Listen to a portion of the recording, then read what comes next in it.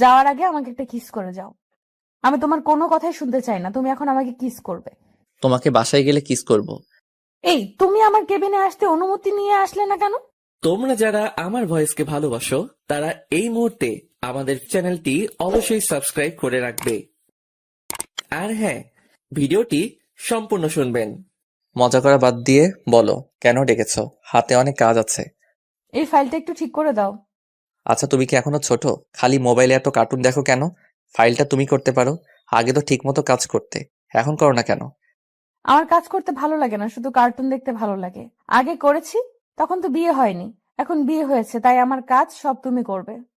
তাহলে অফিসে আসো কেন? বাসায় বসে বসে কার্টুন দেখতে পারো না? আমি বাসায় বসে কার্টুন দেখবো, আর তুমি অফিসে বসে মেয়েদের সাথে আড্ডা দিবে, সেটা কি আমি জানি না? এসব তোমার ভুল ধারণা। আমি কখনো মেয়েদের সাথে আড্ডা দেই না। কাজ করে শেষ করতে পারি না, মেয়েদের সাথে আবার আড্ডা দিব? তোমাদের মতো ছেলেদের আমার ভালো করে চেনা আছে। এখন কথা না বলে আমার ফাইলটা ঠিক করে দাও।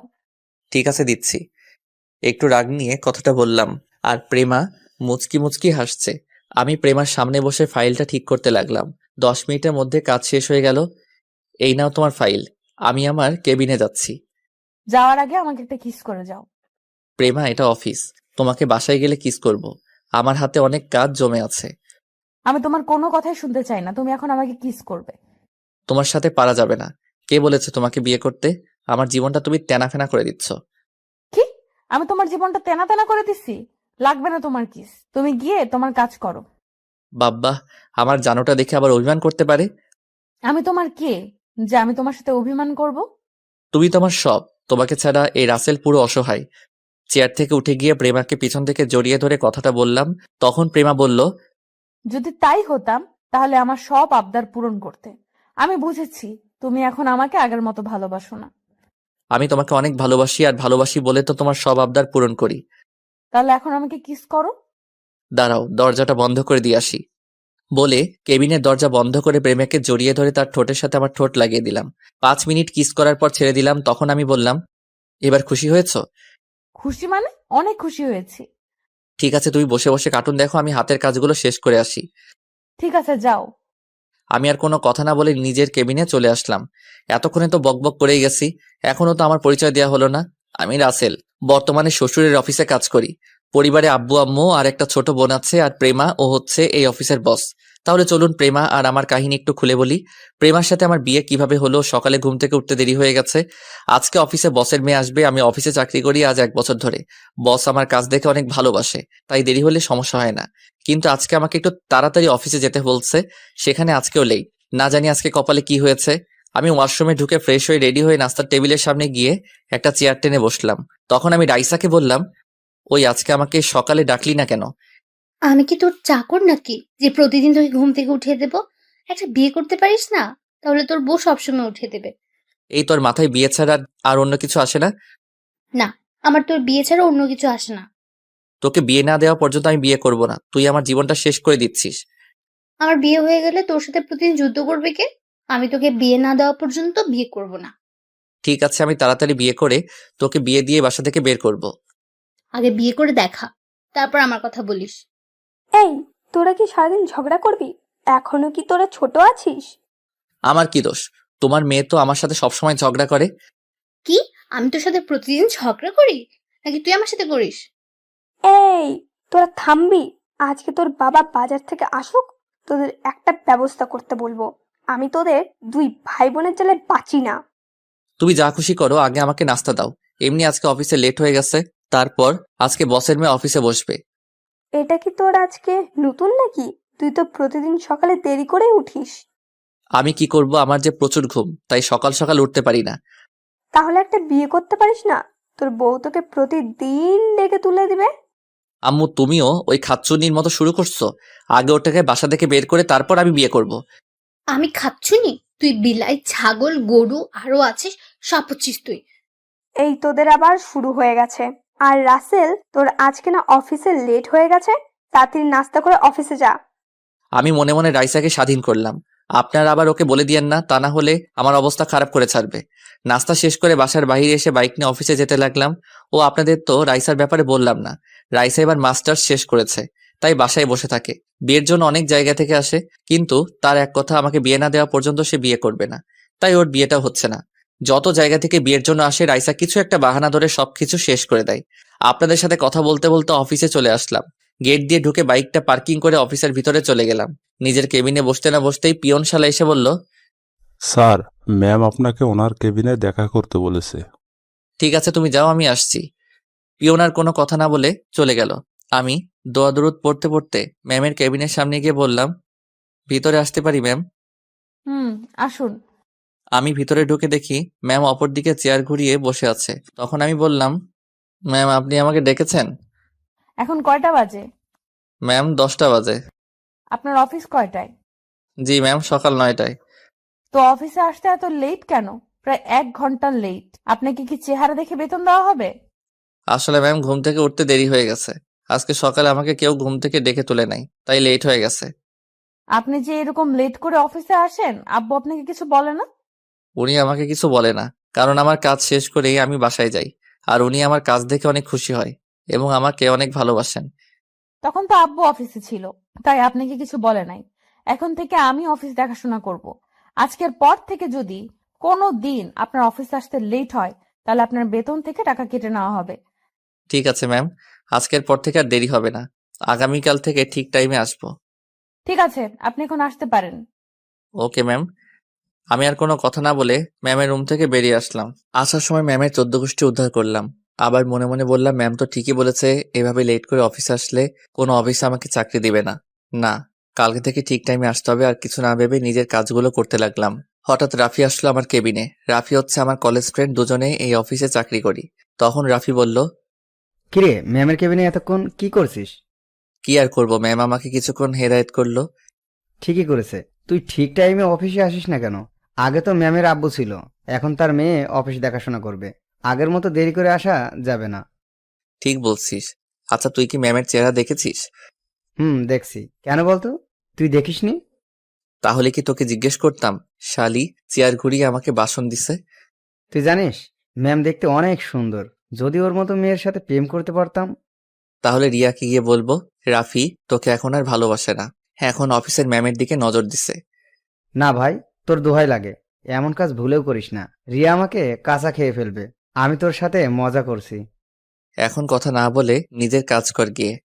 রাফি আর কোনো কথা না বলে তার কেবিনে চলে গেল। আসলে রিয়া হচ্ছে রাফির গার্লফ্রেন্ডের নাম। রাফি আর রিয়া দুজন দুজনকে কলেজ লাইফ থেকে ভালোবাসে। রিয়া রাফিকে সবসময় চোখে চোখে রাখে, তাই রাফি রিয়ার কথা শুনে ভয় পায়। কলেজ লাইফে আমিও অনেক মেয়ের প্রপোজ পেয়েছি, কিন্তু মনের মতো কাউকে পাইনি। তাই কোনো মেয়ের সাথে আজ পর্যন্ত প্রেম করি নাই। কিন্তু কলেজের একটা মেয়ে আমাকে অনেকবার প্রপোজ করছে, কিন্তু আমি রাজি হইনি। কারণ মেয়েটা ছিল বড়লোক বাবার মেয়ে, তার নাম ছিল প্রেমা। তখন আমার বাবা একটা অফিসে চাকরি করত। তার বাবা আমার সাথে কখনো রাজি হবে না বিয়ে দিতে, তাই সবসময় তাকে এড়িয়ে চলছি। তো যাই হোক, আপনাদের সাথে কথা বলতে বলতে দুপুরে লাঞ্চ টাইমে হয়ে গেছে। আমি হাতের কাজ রেখে রাফিকে নিয়ে ক্যান্টিনে চলে গেলাম। দুজনে খাবার খেয়ে কেবিনে চলে আসলাম। তখন পিয়ন আমার কেবিনে আসলো। স্যার, ম্যাম আপনার ওনার কেবিনে যেতে বলেছে। কেন যেতে বলছে আপনি কি জানেন? না স্যার, শুধু বলেছে আপনাকে গিয়ে বলতে। ঠিক আছে আপনি যান। পিয়ন আমার কেবিন থেকে বেরিয়ে গেল। আমি বসা থেকে উঠে ম্যামের কেবিনের সামনে গিয়ে বললাম, ম্যাম ভিতরে আসতে পারি? আসুন। আমি ভিতরে ঢুকে দেখি ম্যাম আবার চেয়ার ঘুরিয়ে বসে আছে। তখন আমি বললাম, ম্যাম আমাকে আপনি ডেকেছেন? ঠিক আছে। আপনি দুপুরে লাঞ্চ করেছেন? জি ম্যাম। খাবার খেয়ে নিজের কেবিনে বসতে বসতেই পিয়ন এসে বলল, আপনি আমাকে ডেকেছেন? ও ঠিক আছে, আপনি এখন আসতে পারেন। এটা বলার জন্যই ডেকে পাঠিয়েছিলাম। ও আচ্ছা, তাহলে আমি আসি। হুম। আমি আর কোনো কথা না বলে ম্যামের কেবিন থেকে বেরিয়ে নিজের কেবিনে চলে আসলাম। শালি আমাকে এই কথা বলার জন্য ডেকে পাঠিয়েছে, আমার খাবারগুলো হজম হতে দিল না। আচ্ছা আমি একটা জিনিস ভেবে পাচ্ছি না, ম্যাম আমাকে ওনার চেহারা দেখায় না কেন? ম্যাম কি লজ্জা পায়? না না, এ আমি কি ভাবছি। রাফি তো বলল ম্যামের চেহারা দেখছে, তাহলে আমাকে দেখাচ্ছে না কেন? দূর, না দেখালে নাই, আমি আমার কাজ করতে থাকি। কিন্তু ম্যামের গলার কণ্ঠ আমার কেমন জানি চেনা চেনা লাগছে। আর কিছু ভাবতে পারছি না, নিজের কাজে মন দেই। তারপর নিজের কাজে মন দিলাম। বিকেলে অফিস ছুটি হওয়ার পর বাহিরে চলে আসলাম। রাফিকে বিদায় দিয়ে বাইক নিয়ে সোজা বাসায় যেতে লাগলাম। হঠাৎ রাস্তায় এক বন্ধুর সাথে দেখা হয়, তার সাথে কিছুক্ষণ কথা বলে বাসায় চলে আসি। কলিং বেল চাপ দেওয়ার পর রাইসা এসে দরজা খুলে দিল। কিরে, তোর অফিস থেকে আসতে এত দেরি হলো কেন? আর বলিস না, আসার সময় রাস্তার পাশে দেখি হালিম বিক্রি করে। দেখে লোভ সামলাতে পারলাম না, তাই বসে 2 বাটি খেয়ে আসলাম। তুই একা একা খেলি, আমার জন্য আনলি না? আমাকে পাগলা কুকুরে কামড় দিচ্ছে, তোর জন্য হালিম আনতে যাব? তুই আম্মুর কাছে প্রতিদিন আমাকে বকা শোনাস। আরে এটা শয়তানি করে, তুই কি বুঝিস না? আমি চলে গেলে তোর সাথে কেউ দুষ্টুমি করবে না। কথাটা রাইসা মন খারাপ করে বলছে। আমি ওর মন খারাপ করা দেখে তার জন্য যে হালিম এনেছি তা ওর সামনে ধরে বললাম, এই পাগলি বোন আমার, তোর এই ভাই কি কখনো তোকে ছাড়া কিছু খেয়েছে? তুই জানিস না তোর এই ভাই অনেক ভালোবাসে? রাইসা আমার কথা শুনে জড়িয়ে ধরে কান্না করে দিল। তখন রাইসা বলল, ভাইয়া তুই আমাকে এত ভালোবাসিস? রে পাগলি, তোর সাথে তো আমি ইচ্ছে করে দুষ্টামি করি। ঠিক আছে, এখন ভেতরে আয়। আর কোনো কথা না বলে ভিতরে ঢুকে নিজের রুমে চলে গেলাম। ওয়াশরুমে ঢুকে ফ্রেশ হয়ে বিছানায় শুয়ে মোবাইল টিপতে লাগলাম। আসলে বন্ধুর সাথে কথা বলে আসার সময় হালিম দেখে লোভ সামলাতে পারি নাই, তাই আমি 2 বাটি খেয়ে রাইসার জন্য 2 বাটি নিয়ে আসলাম। আব্বু আম্মু আবার হালিম খায় না, আমার আর রাইসার হালিম অনেক পছন্দ। তো যাই হোক, রাতে সবার সাথে খাবার খেয়ে রুমে চলে আসলাম। বিছানায় শুয়ে মোবাইল টিপতে গেলে ম্যামের কথাগুলো মনে পড়ে যায়। মোবাইলে অ্যালার্ম দিয়ে রাখলাম, তাই আর মোবাইল না টিপে ঘুমিয়ে পড়লাম। সকালে ঘুম থেকে তাড়াতাড়ি উঠে গেলাম। ঘড়ির দিকে তাকিয়ে দেখি মাত্র 7টা বাজে। এখন অফিসের টাইম 2 ঘন্টা বাকি আছে। বিছানা থেকে নেমে ওয়াশরুমে ঢুকে ফ্রেশ হয়ে একটা জামা গায়ে দিয়ে নিচে আসলাম। তখন আব্বু আম্মু এবং রাইসা আমার দিকে কেমন চোখে যেন তাকিয়ে আছে। আমি তো কিছুই বুঝতে পারছি না। তোমরা সবাই আমার দিকে এভাবে তাকিয়ে আছো কেন? আমি কি কোনো এলিয়েন নাকি? বাবা, তোর কিছু হয়েছে? শরীর খারাপ নাকি? এ কথা বললে কেন? আমি তো ঠিকই আছি। মানে আম্মু বলতে চাইছে সূর্য আজকে কোন দিকে উঠছে। কেন? প্রতিদিন যেদিকে উঠে আজকেও সেই দিকেই উঠেছে। রাইসা, আমার মনে হয় রাসেলের কিছু হয়েছে। যে ছেলেকে সকালে এত ডাকার পরেও উঠে না, সে ছেলে আজকে এত সকাল সকাল কিভাবে উঠলো? আমি কি সকাল সকাল উঠতে পারি না? সেটা তো আমরা আজ 1 বছর ধরে দেখে আসছি। আরে, অফিসের ম্যাম অনেক কড়া। গতকাল আমাকে যে বাসন দিছে, তাই সকাল সকাল ঘুম থেকে উঠে গেলাম। ম্যামের আব্বু হলে কোনো সমস্যা ছিল না, কিন্তু বসের মেয়ের অনেক রাগ। এবার ঠিক হয়েছে, এখন থেকে দেরি করে অফিসে গেলে তোর ম্যামের ঝাড়ি খেতে হবে। ঠিকই বলছিস। আম্মু, নাস্তা কি হয়েছে? এখনো হয়নি, তোরা বসে গল্প কর, আধা ঘন্টার মধ্যে হয়ে যাবে। ঠিক আছে বলে আমি সোফায় গিয়ে বসলাম। তখন রাইসা আমার পাশে বসে বলল, ভাইয়া তোর ম্যাম দেখতে কেমন রে? আমি এখনো ম্যামের চেহারা দেখি নাই। যে সময় আমাকে কেবিনে ডাকবে তখন ম্যাম চেয়ার ঘুরিয়ে আমার সাথে কথা বলে। এভাবে কথা বলে কেন? বাকিদের সাথে কি এভাবে কথা বলে? না, শুধু আমার সাথে এভাবে কথা বলে।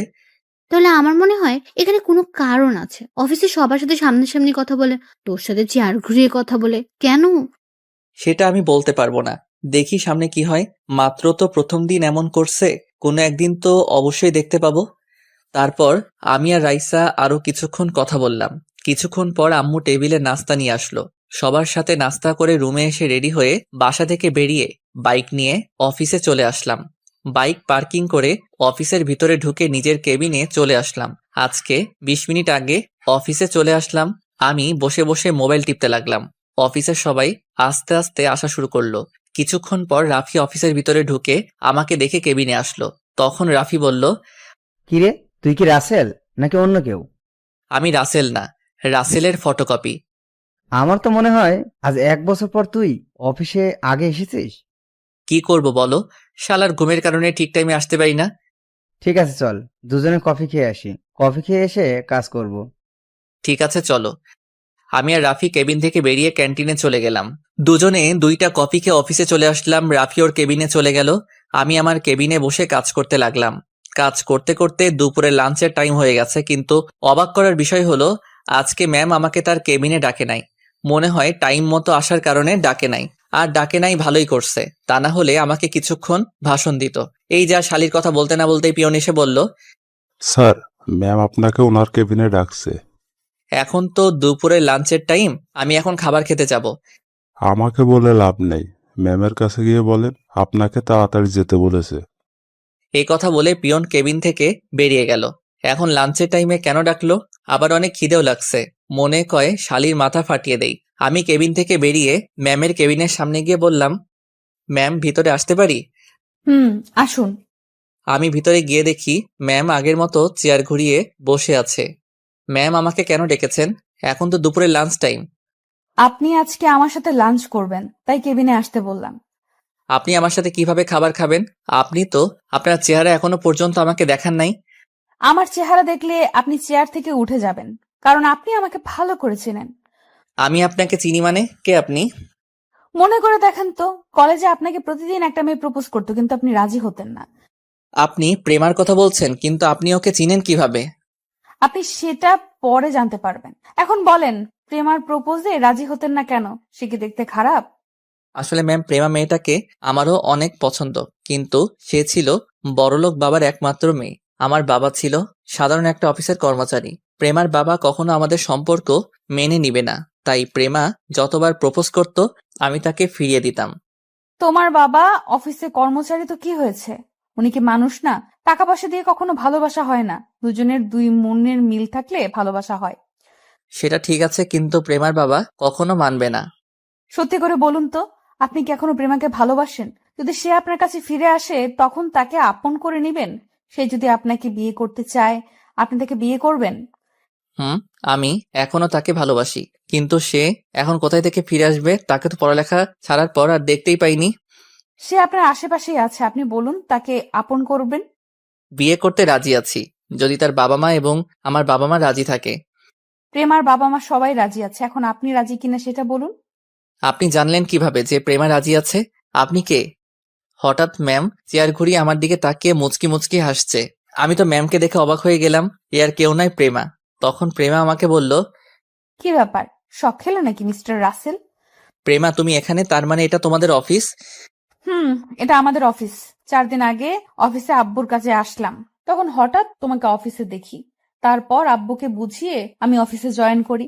আব্বু আমাকে আগের থেকে বলেছে অফিসের দায়িত্ব হাতে নেওয়ার জন্য, কিন্তু আমার অফিসের কাজ করতে ভালো লাগে না। তোমাকে দেখি অফিসের বসের দায়িত্ব পালন করতে এসেছি। এই জন্যই তো বলি, তুমি আমাকে চেহারা দেখাও না কেন? তোমার গলার কণ্ঠ কেমন যেন চেনা চেনা লাগছে। আচ্ছা, তুমি পড়াশোনা শেষ করার পর কোথায় ছিলে?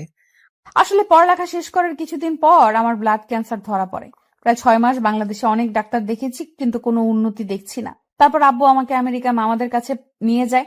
সেখানে একটা হসপিটালে আমার অপারেশন হয়। আল্লাহ দিলে 6 মাসে আমি পুরোপুরি সুস্থ হয়ে যাই। সুস্থ হয়ে বাংলাদেশে ফিরে আসি। ও, রাসেল, তুমি আমাকে একটু ভালোবাসা দিবে? আমি সারা জীবন তোমায় আগলে রাখবো, কখনো কষ্ট পেতে দিব না। আমি চেয়ার থেকে উঠে প্রেমাকে পিছন থেকে জড়িয়ে ধরে বললাম, আমিও তোমাকে ভালোবাসি। একমাত্র তোমার কারণে সব মেয়েদের রিজেক্ট করে দিছি। আমি তোমাকে প্রথম দিন কলেজে দেখে পছন্দ করে ফেলি, কিন্তু যখন শুনলাম তুমি বড়লোক বাবার একমাত্র মেয়ে, তখন পিছিয়ে গেলাম। তুমি জানো, আমি আব্বুর কাছে তোমার ব্যাপারে সবকিছু খুলে বলছি। আব্বু তোমার কথায় অনেক খুশি। আব্বু তোমার মতো একটা ছেলে খুঁজছে আমার জন্য। তাহলে তো আর কোনো সমস্যা নেই, কিছুদিন পরে তোমাকে বিয়ে করে বাসায় নিয়ে যাব। ঠিক আছে, লাঞ্চ টাইম তো শেষ হয়ে গেছে, তুমি ফ্রেশ হয়ে আসো। আজকে তোমার জন্য নিজ হাতে বিরিয়ানি বানিয়ে নিয়ে আসলাম। ওকে, আমি ফ্রেশ হয়ে আসছি বলে ওয়াশরুমে ঢুকে ফ্রেশ হয়ে আসলাম। প্রেমা আমার সামনে একটা টিফিন বক্স দিল। আমি খুলে দেখি বিরিয়ানি। আমি খেতে শুরু করলাম। হঠাৎ মনে হলো প্রেমা তো এখনো খাবার খায়নি। আসলে পেটের খিদায় প্রেমার কথা ভুলে গেছি। প্রেমার দিকে তাকিয়ে দেখে আমার দিকে তাকিয়ে আছে। আমি কোনো কথা না বলে প্রেমার মুখের সামনে খাবার ধরলাম। প্রেমা কোনো কথা না বলে খেতে লাগলো। ও, তার মানে আমার হাতে খাওয়ার জন্য এতক্ষণ মহারানী বসেছিল। প্রেমাকে আমি খাইয়ে দিতে লাগলাম। প্রেমা আমার দিকে তাকিয়ে আছে। এভাবে আমার দিকে তাকিয়ে আছো কেন? তুমি কি আমার সেই রাসেল যাকে 1000 বার প্রপোজ করার পরেও রাজি হলো না? তুমি সবকিছু শুনে তারপরেও কথাটা কিভাবে বলছো? হুম, এইভাবে সারা জীবন আমাকে খাইয়ে দিবে তো? তোমার কি হাত নেই? আমি তোমাকে খাইয়ে দিতে যাব কেন? তোমার আর খাইয়ে দিতে হবে না, আমি আর খাবো না। ও মা, মহারানী দেখি আবার রাগ করতে জানে। তুমি চাইলে আমি সবসময় তোমাকে খাইয়ে দিব।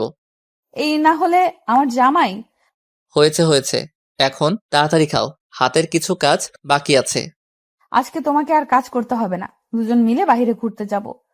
ঠিক আছে। তারপর দুজনে খাবার খেলাম। প্রেমা আমার থেকে টিফিন বক্সটা নিয়ে ওয়াশরুমে চলে গেল। কিছুক্ষণ পর বেরিয়ে আসলো, হাতে করে 1 গ্লাস পানি নিয়ে আসলো। আমার হাতটা ধুয়ে দিল। তারপর প্রেমার ওড়না দিয়ে মুখ মুছে দিল।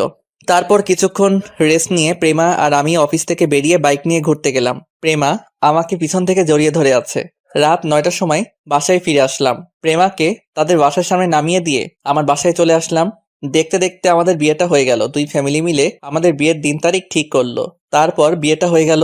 বিয়ের 1 মাস পর থেকে প্রেমা অফিসে বসে, এতে আব্বু আম্মু কিছু বলে না। তারা চায় আমি আর প্রেমা মিলে অফিসটা চালাই। এরপর থেকে প্রেমা অফিসে বসের দায়িত্ব পালন করে, কিন্তু তার সব কাজ আমার হাতে করাই। প্রেমা সারাদিন অফিসে বসে ছোট বাচ্চাদের মতো কার্টুন দেখে। এই ছিল অতীতের কাহিনী। এবার বর্তমানে আসা যাক। প্রেমার কেবিন থেকে বেরিয়ে আসতেই কারোর সাথে ধাক্কা খেলাম, কিন্তু আমি পড়ি নাই। যে আমার সাথে ধাক্কা খেয়েছে সে পড়ে গেছে। নিচের দিকে তাকিয়ে দেখি একটা মেয়ে, কিন্তু তাকে কখনো এই অফিসে দেখি নাই। তখন মেয়েটি উঠে এসে আমাকে একটা থাপ্পড় মেরে দিল। তারপর বলতে লাগলো, কুত্তার বাচ্চা, দেখে চলতে পারিস না? দেখে তো মনে হচ্ছে এই অফিসে কাজ করিস। আমি ইচ্ছে করে আপনাকে ধাক্কা দেই নাই। আর একটা কথা, আমার মা বাবাকে গালি দিয়ে কথা বলবেন না। যদি গালি দেয় তাহলে তুই কি করবি? তুই জানিস আমি চাইলে প্রেমাকে বলে তোকে এই অফিস থেকে বের করে দিতে পারি। আপনি বলে দেখতে পারেন, কোনো লাভ হবে না। আর একটা কথা, আপনি শুধু মেয়ে মানুষ দেখে আজকে বেঁচে গেছেন, তা না হলে আমার থাপ্পড়ের প্রতিশোধ আমি নিয়ে ছাড়তাম। তুই বেশি বেড়ে গেছিস, দাঁড়া, তোর চাকরি এক্ষুনি আমি খেয়ে দিচ্ছি। বলে মেয়েটার প্রেমার কেবিনে চলে গেল। আমি দাঁড়িয়ে না থেকে নিজের কেবিনে চলে আসলাম। একটা ফাইলের কাজ করতে আসছি, হঠাৎ প্রেমা ফোন দিয়ে বলল তার কেবিনে একটু যেতে। আমি কেবিন থেকে বেরিয়ে সোজা প্রেমার কেবিনে ঢুকে গেলাম। ওই মেয়েটা আমাকে দেখে বলল, দেখছিস প্রেমা, কি অসভ্য ছেলে, তোর কেবিনে ঢুকতে অনুমতি নিয়ে আসলো না। আমি তোর কেবিনে আসার সময় এই ছেলেটা আমাকে ধাক্কা দিয়ে ফেলে দিচ্ছে। প্রেমা, আমি ইচ্ছে করে ওকে ধাক্কা দিয়ে ফেলে দেই নাই। তোমার কেবিন থেকে বেরিয়ে যেতেই ওনার সাথে ধাক্কা লাগে, তারপর উনি পড়ে যায়। তারপর আমার মা বাবাকে গালি দিছে এবং আমার গালে একটা থাপ্পড় মারছে। প্রেমা চেয়ার থেকে উঠে ওই মেয়েটা দুই গালে দুইটা থাপ্পড় মেরে দিল। ওই মেয়েটা গালে হাত দিয়ে বলল, প্রেমা, তুই আমার বান্ধবী হয়ে ওই ছেলের কথায় আমার গায়ে হাত তুললি? তো সাহস কি করে হলো ওর গায়ে হাত তোলার, আবার ওর আব্বু আমাকে গালি দেওয়ার? তুই জানিস ও কে? কে ও, যার জন্য আমার গায়ে হাত তুললি? ও আমার স্বামী, আর তুই ওর গায়ে হাত তুলছিস? আমার শ্বশুর শাশুড়িকে গালি দিছস? আমি রাসেলের সম্বন্ধে ভালো করে জানি, ও কোনো মেয়েকে ধাক্কা তো দূরের কথা, কোনো মেয়ের হাতও তুলবে না। তুই শুধু আমার বান্ধবী দেখে আর কিছু করলাম না, তা না হলে উচিত শিক্ষা দিয়ে ছাড়তাম। সরি প্রেমা, আমি বুঝতে পারি নাই ও যে তোর স্বামী। আমি যদি তোর স্বামীকে আগেই দেখতাম তাহলে এমনটা হতো না। তুই আমাকে মাফ করে দে। আমার কাছে মাফ না চেয়ে রাসেলের কাছে ক্ষমা চা। ও যদি তোকে ক্ষমা করে তাহলে আমিও তোকে মাফ করে দিব। আপনি আমাকে ক্ষমা করে দেন, আমি আপনাকে চিনতে পারি নাই। আমি তোমাকে ক্ষমা করে দিছি। ভবিষ্যতে এমন কাজ আর কারোর সাথে করবেন না, তা না হলে তোমাকে পস্তাতে হবে। কথা মনে রাখিস।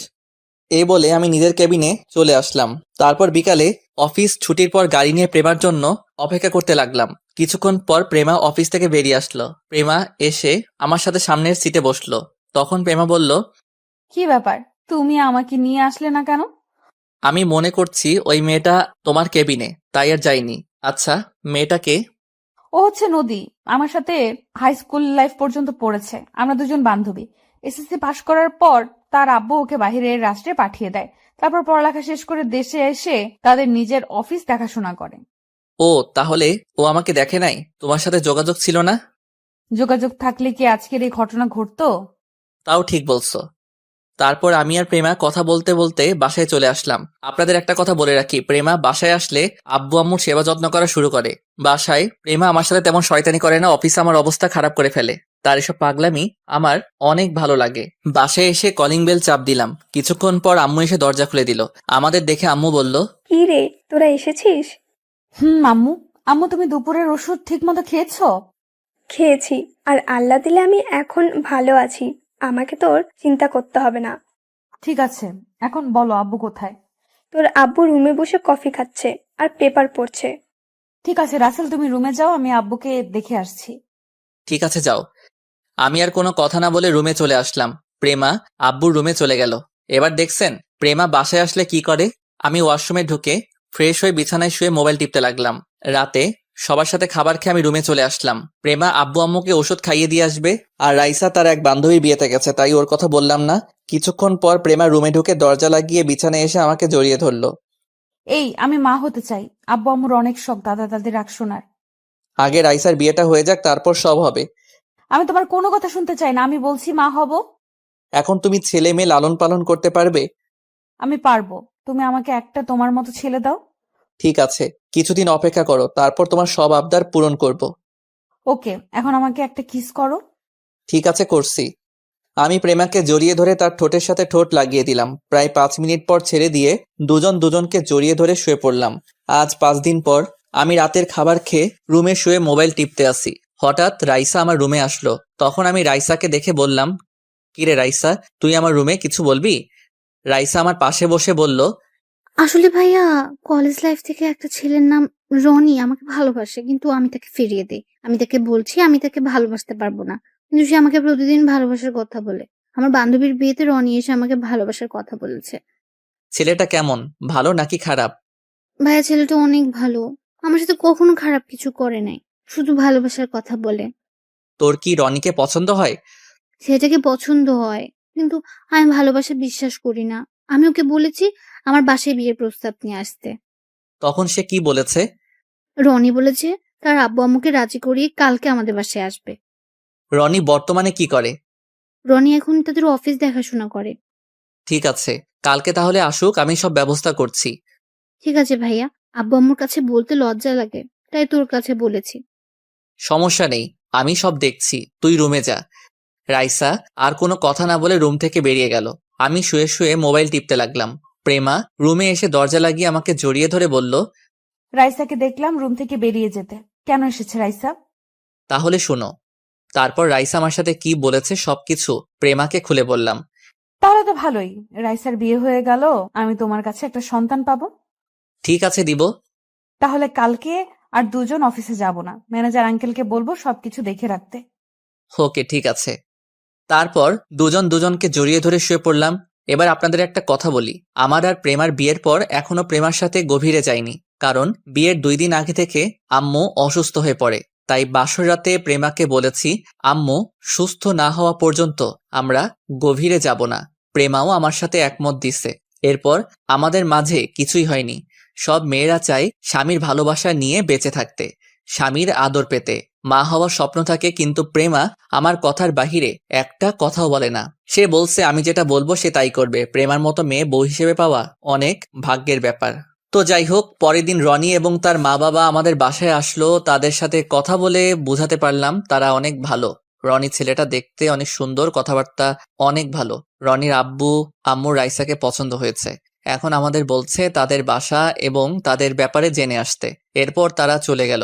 পরের দিন আমি আব্বু রনিদের বাসায় গেলাম। তাদের বাসায় যাওয়ার আগে কিছু মানুষ থেকে তাদের বিষয় জিজ্ঞেস করলাম। সবাই তাদের ব্যাপারে ভালো বলছে। রনিদের বাসায় গিয়ে সবকিছু দেখলাম। আল্লাহ দিলে সবকিছু ঠিক আছে। রনির আব্বু আম্মুকে বলছি আমাদের বাড়িতে গিয়ে বিয়ের দিন তারিখ ঠিক করে আসতে। আজকে রাইসার গায়ে হলুদ, অফিসের সবাইকে দাওয়াত দেওয়া হয়েছে। রাফিকে বলছি রিয়াকে নিয়ে আসতে। বিয়ের সবকিছু আমার নিজের মতো করে সাজিয়েছি, কোনো কিছুর কমতি রাখি নাই। আমি কাজের লোকগুলোকে সবকিছু ঠিকঠাক ভাবে দেখিয়ে দিচ্ছি। হঠাৎ নদী আমার সামনে এসে বলল, কেমন আছেন? আমি ভালো আছি, আপনি কেমন আছেন? আমিও ভালো আছি। আপনি কি আমার উপরে এখনো রেগে আছেন? আরে না, আমি ওই দিনই সবকিছু ভুলে গেছি। তা কোন সময় আসলেন? কিছুক্ষণ আগে আসলাম। আমি আসতে চাইনি, কিন্তু প্রেমার জোড়াজুড়িতেই আসতে হলো। ঠিক আছে, আপনি প্রেমার কাছে যান, আমি এদিকে কাজের লোকগুলোকে ঠিকঠাক মতো দেখিয়ে দিচ্ছি। আচ্ছা ঠিক আছে। নদী আর কোনো কথা না বলে প্রেমার কাছে চলে গেল। আমি এদিকে সবকিছু কাজের লোকগুলোকে দেখিয়ে দিতে লাগলাম। রাতে সবাই রাইসাকে হলুদ লাগাতে লাগলো। এক এক করে সবাই হলুদ লাগাতে আসে। হঠাৎ প্রেমা আমার সামনে আসলো। আজকে প্রেমা একটা হলুদ রঙের শাড়ি পরছে, তাকে দেখতে অনেক সুন্দর লাগছে। প্রেমা আমার সামনে এসে বলল, কি ব্যাপার, তুমি এখানে দাঁড়িয়ে আছো কেন? চলো দুজনে একসাথে রাইসাকে হলুদ লাগাবো। দেখো না, সব স্বামী স্ত্রী একসাথে মিলে হলুদ লাগাচ্ছে। ঠিক আছে চলো। আমি আর প্রেমা রাইসার 2 পাশে বসলাম। প্রথমে আমি রাইসার মুখে হলুদ লাগালাম, এরপর প্রেমা লাগালো। হঠাৎ প্রেমা আমার মুখেও লাগিয়ে দিল। এটা দেখে সব মেহমান হাসতে লাগলো। আবার অনেকে দাঁড়িয়ে দাঁড়িয়ে বলছে এদের দুজনকে জামাই বউয়ে অনেক মানিয়েছে। আমি কিছুক্ষণ প্রেমার সাথে দুষ্টুমি করে বাসার ছাদে চলে আসলাম। প্রেমা আর নদী মিলে রাইসার হাতে মেহেদি লাগাচ্ছে। হঠাৎ দেখি রাফি আর রিয়া ছাদের উপরে আসলো। তখন রাফি বলল, কিরে, ছাদের উপরে দাঁড়িয়ে কি করছিস? না, এমনি ভালো লাগছে না। কেন, হঠাৎ তোর আবার কি হলো? আরে তুমি বুঝো না, আজকে রাত্রের পরে তো তার বোনটা স্বামীর বাসায় চলে যাবে, তাই ভালো লাগছে না। ও, এ কথা। এখানে তো কিছুই করার নেই। মেয়ে হয়ে যখন জন্মগ্রহণ করেছে, বিয়ের পর তো স্বামীর বাড়িতে যেতে হবে। আমার বোনটা অনেক আদরের। আমি ওর সাথে সবসময় দুষ্টুমি করতাম। আমার সাথে রাগ করলে আমি তার রাগ ভেঙে দিতাম। আমি আমার বোনটাকে অনেক ভালোবাসি। আমি এ কথা বলে কান্না করে দিলাম। রাফি আমাকে জড়িয়ে ধরে বলল, আরে পাগল, কান্না করিস কেন? তুই যদি ভেঙে পড়িস তাহলে রাইসা অনেক কষ্ট পাবে। আর তার সামনে সবসময় হাসি খুশি থাকবি। তাকে তুই কিছু বুঝতে দিবি না। আচ্ছা ঠিক আছে। রাফিয়া রিয়া আরো কিছুক্ষণ কথা বলে নিচে চলে গেল। আমি ছাদের উপরে দাঁড়িয়ে আকাশের দিকে তাকিয়ে আছি। হঠাৎ কেউ একজন পিছন থেকে ঘাড়ে হাত দিল। আমি তাকিয়ে দেখি প্রেমা। কি ব্যাপার প্রেমা, তুমি এখানে কেন? ওদিকের কাজ কি শেষ? মেহেদি লাগানো শেষ, এখন সবাই বসে নাচ গান উপভোগ করতে আছে। আমি তোমাকে না দেখে ছাদে আসলাম। তুমি এখানে একা একা কি করো? এমনি ভালো লাগছে না, তাই ছাদে দাঁড়িয়ে আছি। আমি মনের কথা বুঝতে পারছি, মন খারাপ করো না। সব মেয়েকে বিয়ের পর স্বামীর বাড়িতে যেতে হবে, এটা দুনিয়ার নিয়ম। প্রেমা আমাকে একটু জড়িয়ে ধরে থাকবে কিছুক্ষণ? এটা আবার বলতে হবে নাকি? এই বলে প্রেমা আমাকে শক্ত করে জড়িয়ে ধরলো। আমিও প্রেমাকে শক্ত করে জড়িয়ে ধরলাম। দুজনে কিছুক্ষণ এভাবে থেকে নিচে চলে আসলাম। প্রেমা আমাকে খাবার খেয়ে আসতে বলেছে। আমি খাবো না বলে রুমে চলে আসলাম। প্রেমা কোনো কথা না বলে নিচে চলে গেল। আমি রুমে এসে ফ্রেশ হয়ে বিছানায় শুয়ে পড়লাম। কিছুক্ষণ পর প্রেমা রুমে আসলো, হাতে 1 প্লেট খাবার নিয়ে এসেছে। প্রেমা প্লেটটা বিছানায় রেখে পানি নিয়ে আসলো, আমার পাশে বসে বলল, উঠে বসো, খাবার খেয়ে নাও। প্রেমা আমি খাবার খাবো না, তুমি খেয়ে নাও। সারাদিন কাজে বিজি ছিলে, খাওয়া দাওয়া ঠিক মতো করো নাই। এখন উঠো বলছি, আমি নিজের হাতে খাইয়ে দিচ্ছি। প্রেমার জোড়াজড়িতে উঠে বসলাম। প্রেমা আমাকে নিজের হাতে খাইয়ে দিতে লাগলো। প্রেমার চেহারা দেখে বোঝা যাচ্ছে প্রেমাও এখনো খায়নি। আমি পানি দিয়ে হাতটা ধুয়ে প্রেমার হাত থেকে প্লেটটা নিয়ে প্রেমার মুখের সামনে খাবার ধরলাম। প্রেমা সাথে সাথে কান্না করে দিল। রাসেল, আমার জীবনে এত ভালোবাসা সারা জীবন থাকবে? থাকবে, আমি তোমাকে ছেড়ে কখনো যাব না। মরার আগ পর্যন্ত তোমার পাশে থাকবো। আমার কেমন জানি ভয় লাগছে, আমি না তোমাকে হারিয়ে ফেলি। আরে পাগলি, এটা তোমার মনের ভুল। আমি তোমাকে সারা জীবন আমার এই বুকে আগলে রাখবো। এই বলে প্রেমার চোখের পানি মুছে দিয়ে খাবার খাইয়ে দিতে লাগলাম। প্রেমা ছোট বাচ্চাদের মতো খাবার খাচ্ছে। খাবার খাওয়া শেষ হলে প্রেমা প্লেট নিয়ে ওয়াশরুম থেকে পানি নিয়ে এসে আমার হাত ধুয়ে দিল। তারপর শাড়ির আঁচল দিয়ে মুখ মুছে দিল। প্রেমা প্লেটটা নিয়ে রুম থেকে বেরিয়ে গেল। কিছুক্ষণ পর রুমে চলে আসলো, বিছানায় শুয়ে আমাকে জড়িয়ে ধরলো। সবার কি খাওয়া দাওয়া হয়ে গেছে? আমি রাইসাকে তার রুমে দিয়ে আসলাম, আর বাকি কিছু মানুষ বাসায় চলে গেছে, আবার কিছু মানুষ আছে। আব্বু আম্মু আমার কথা কিছু জিজ্ঞেস করে নাই?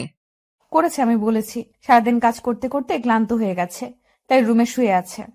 ঠিক আছে, এখন আমাকে জড়িয়ে ধরে শুয়ে পড়ো। কালকে সকাল সকাল উঠে কাজ শুরু করে দিতে হবে। ওকে, আসো। তারপর দুজন দুজনকে জড়িয়ে ধরে শুয়ে পড়লাম। পরের দিন সকাল ভোরে ঘুম থেকে উঠে গেলাম। প্রেমা এখনো ঘুমিয়ে আছে। আমি প্রেমার কপালে একটা চুমু দিয়ে বিছানা থেকে নেমে ওয়াশরুমে চলে গেলাম। ওয়াশরুমে ঢুকে উঁচু করে একটা পাঞ্জাবি গায়ে দিয়ে বাসা থেকে বেরিয়ে মসজিদে চলে গেলাম।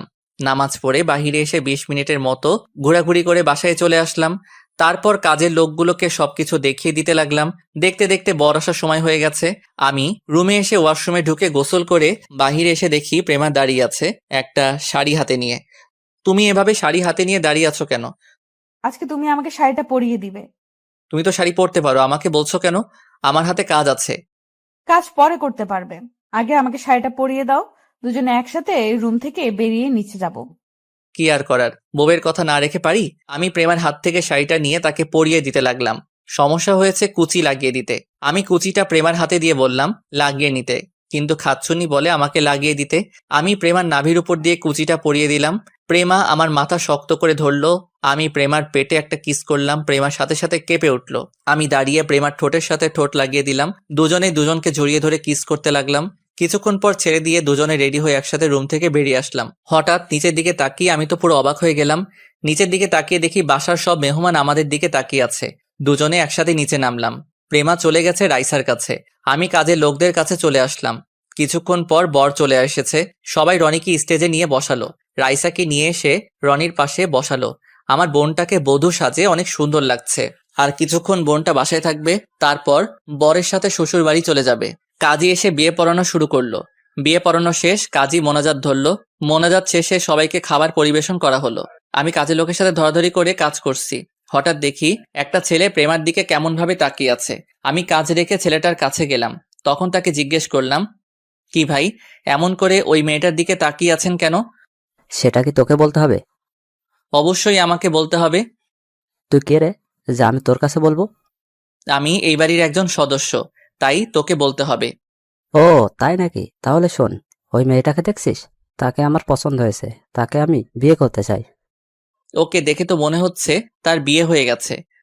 বিয়ে হয়েছে তো কি হয়েছে, আমি ওকে জোর করে বিয়ে করব। ওকে দেখতে ভীষণ সেক্সি লাগছে। তাকে আমার জীবনে চাই। ছেলেটার কথা শুনে আমি সাথে সাথে 2টা থাপ্পড় মেরে দিলাম। বাড়ির সব মেহমান আমাদের ঘিরে ফেলেছে। তখন আমি ওই ছেলেটার কলার ধরে বললাম, তোর সাহস কি করে হয় আমার বউকে খারাপ কথা বলার? তোর ঘরে কি মা বোন নেই? আজকে তোকে আমি মেরেই ফেলবো। বলে ছেলেটাকে ইচ্ছে মতো মারতে লাগলাম। প্রেমা আমাকে জোর করে ছাড়িয়ে নিয়ে আসলো। তখন আমাদের মাঝে রনি চলে আসলো। সে বলল, ভাইয়া, এখানে কি হয়েছে? আর আপনি জীবনকে মারলেন কেন? ও আমার মামাতো ভাই হয়। তোমার এই মামাতো ভাই আমার বউকে আমার সাথে খারাপ কথা বলেছে, তাই আমি তাকে মারলাম। জীবন ভাইয়া যেটা বলেছে সেটা কি সত্যি? না রনি ভাইয়া, আমি ওনার বউকে খারাপ কথা বলিনি। কি, তুই এখন মিথ্যা কথা বলছিস? আজকে আমি তোকে মেরে ফেলবো। জীবন, আমি ভাইয়াকে ভালো করে চিনি। ও অন্যায়ভাবে কাউকে মারবে না। তুই যদি সত্যি কথা না বলিস তাহলে আমার হাত তোর গায়ে উঠবে। আমাকে সবাই ধরে রেখেছে। এবার জীবন মাথা নিচু করে বলল, ভাইয়া আমার ভুল হয়ে গেছে, আমি ওনাকে চিনতে পারি নাই, আমাকে তুমি মাফ করে দাও। সি সি সি সি, আমার ভাবতে অবাক লাগে। তুই বিয়ে বাড়িতে এসে এমন কথা বলবি? আমি তোকে অনেক ভালো মনে করেছি। তুই এখনই ভাইয়ার পা ধরে ক্ষমা চাইবি। ভাইয়া তোকে মাফ করলে আমিও মাফ করে দিব। জীবন দাঁড়িয়ে না থেকে আমার পা ধরে বলতে লাগলো, ভাইয়া আমার ভুল হয়ে গেছে, আমাকে আপনি ক্ষমা করে দেন। ঠিক আছে, আমি তোকে ক্ষমা করে দিলাম। আর কখনো এমন কথা কাউকে বলবি না। মেয়েরা হচ্ছে মায়ের জাত, আর আমার বউ তোমার থেকে বড়। তাকে বড় বোনের নজরে দেখবে। ঠিক আছে ভাইয়া, এমন ভুল আর জীবনেও হবে না। ঠিক আছে, আপনারা সবাই যার যার জায়গায় চলে যান। প্রেমা আমাকে টেনে রুমে নিয়ে আসলো। তখন আমাকে বলল, তুমি ছেলেটাকে মারলে কেন? একটু বুঝিয়ে বললেই তো হতো। তোমার নামে খারাপ কথা বলবে, আমি তাকে এমনি এমনি ছেড়ে দিব? হয়েছে, এখন মাথা ঠান্ডা করো। ও ছেলে তার ভুল বুঝতে পেরেছে। ঠিক আছে, এখন তুমি রাইসার কাছে যাও, আমি এদিকটা দেখছি। প্রেমা আর কিছু না বলে রুম থেকে বেরিয়ে গেল। আমি রুম থেকে বেরিয়ে কাজে লেগে পড়লাম। আস্তে আস্তে সবার খাওয়া দাওয়া শেষ হয়ে গেল। এখন রাইসাকে বিদায় দেওয়ার পালা। রাইসা আব্বু আম্মুকে জড়িয়ে ধরে কান্না করতে লাগলো, নিজের চোখ দিয়ে পানি পড়তে লাগলো। বোনটার সাথে অনেক দুষ্টুমি করছি, এখন কার সাথে করব? রাইসা মা বাবাকে ছেড়ে আমাকে জড়িয়ে ধরে কান্না করে দিল। আমি রনির হাতে রাইসাকে তুলে দিয়ে বললাম, রনি, আমার বোনটাকে তোমার হাতে তুলে দিলাম। ওর চোখে কখনো অশ্রু ঝরতে দেই নেই। তুমি আমার বোনটার খেয়াল রেখো, তাকে কখনো কষ্ট দিও না। আপনি কোনো চিন্তা করবেন না ভাইয়া, আমি রাইসাকে কখনো কষ্ট দিতে দেব না। আরো কিছু কথা বলে রাইসাকে গাড়িতে উঠিয়ে দিলাম। বোনটাকে তুলে দিতে অনেক কষ্ট হচ্ছে।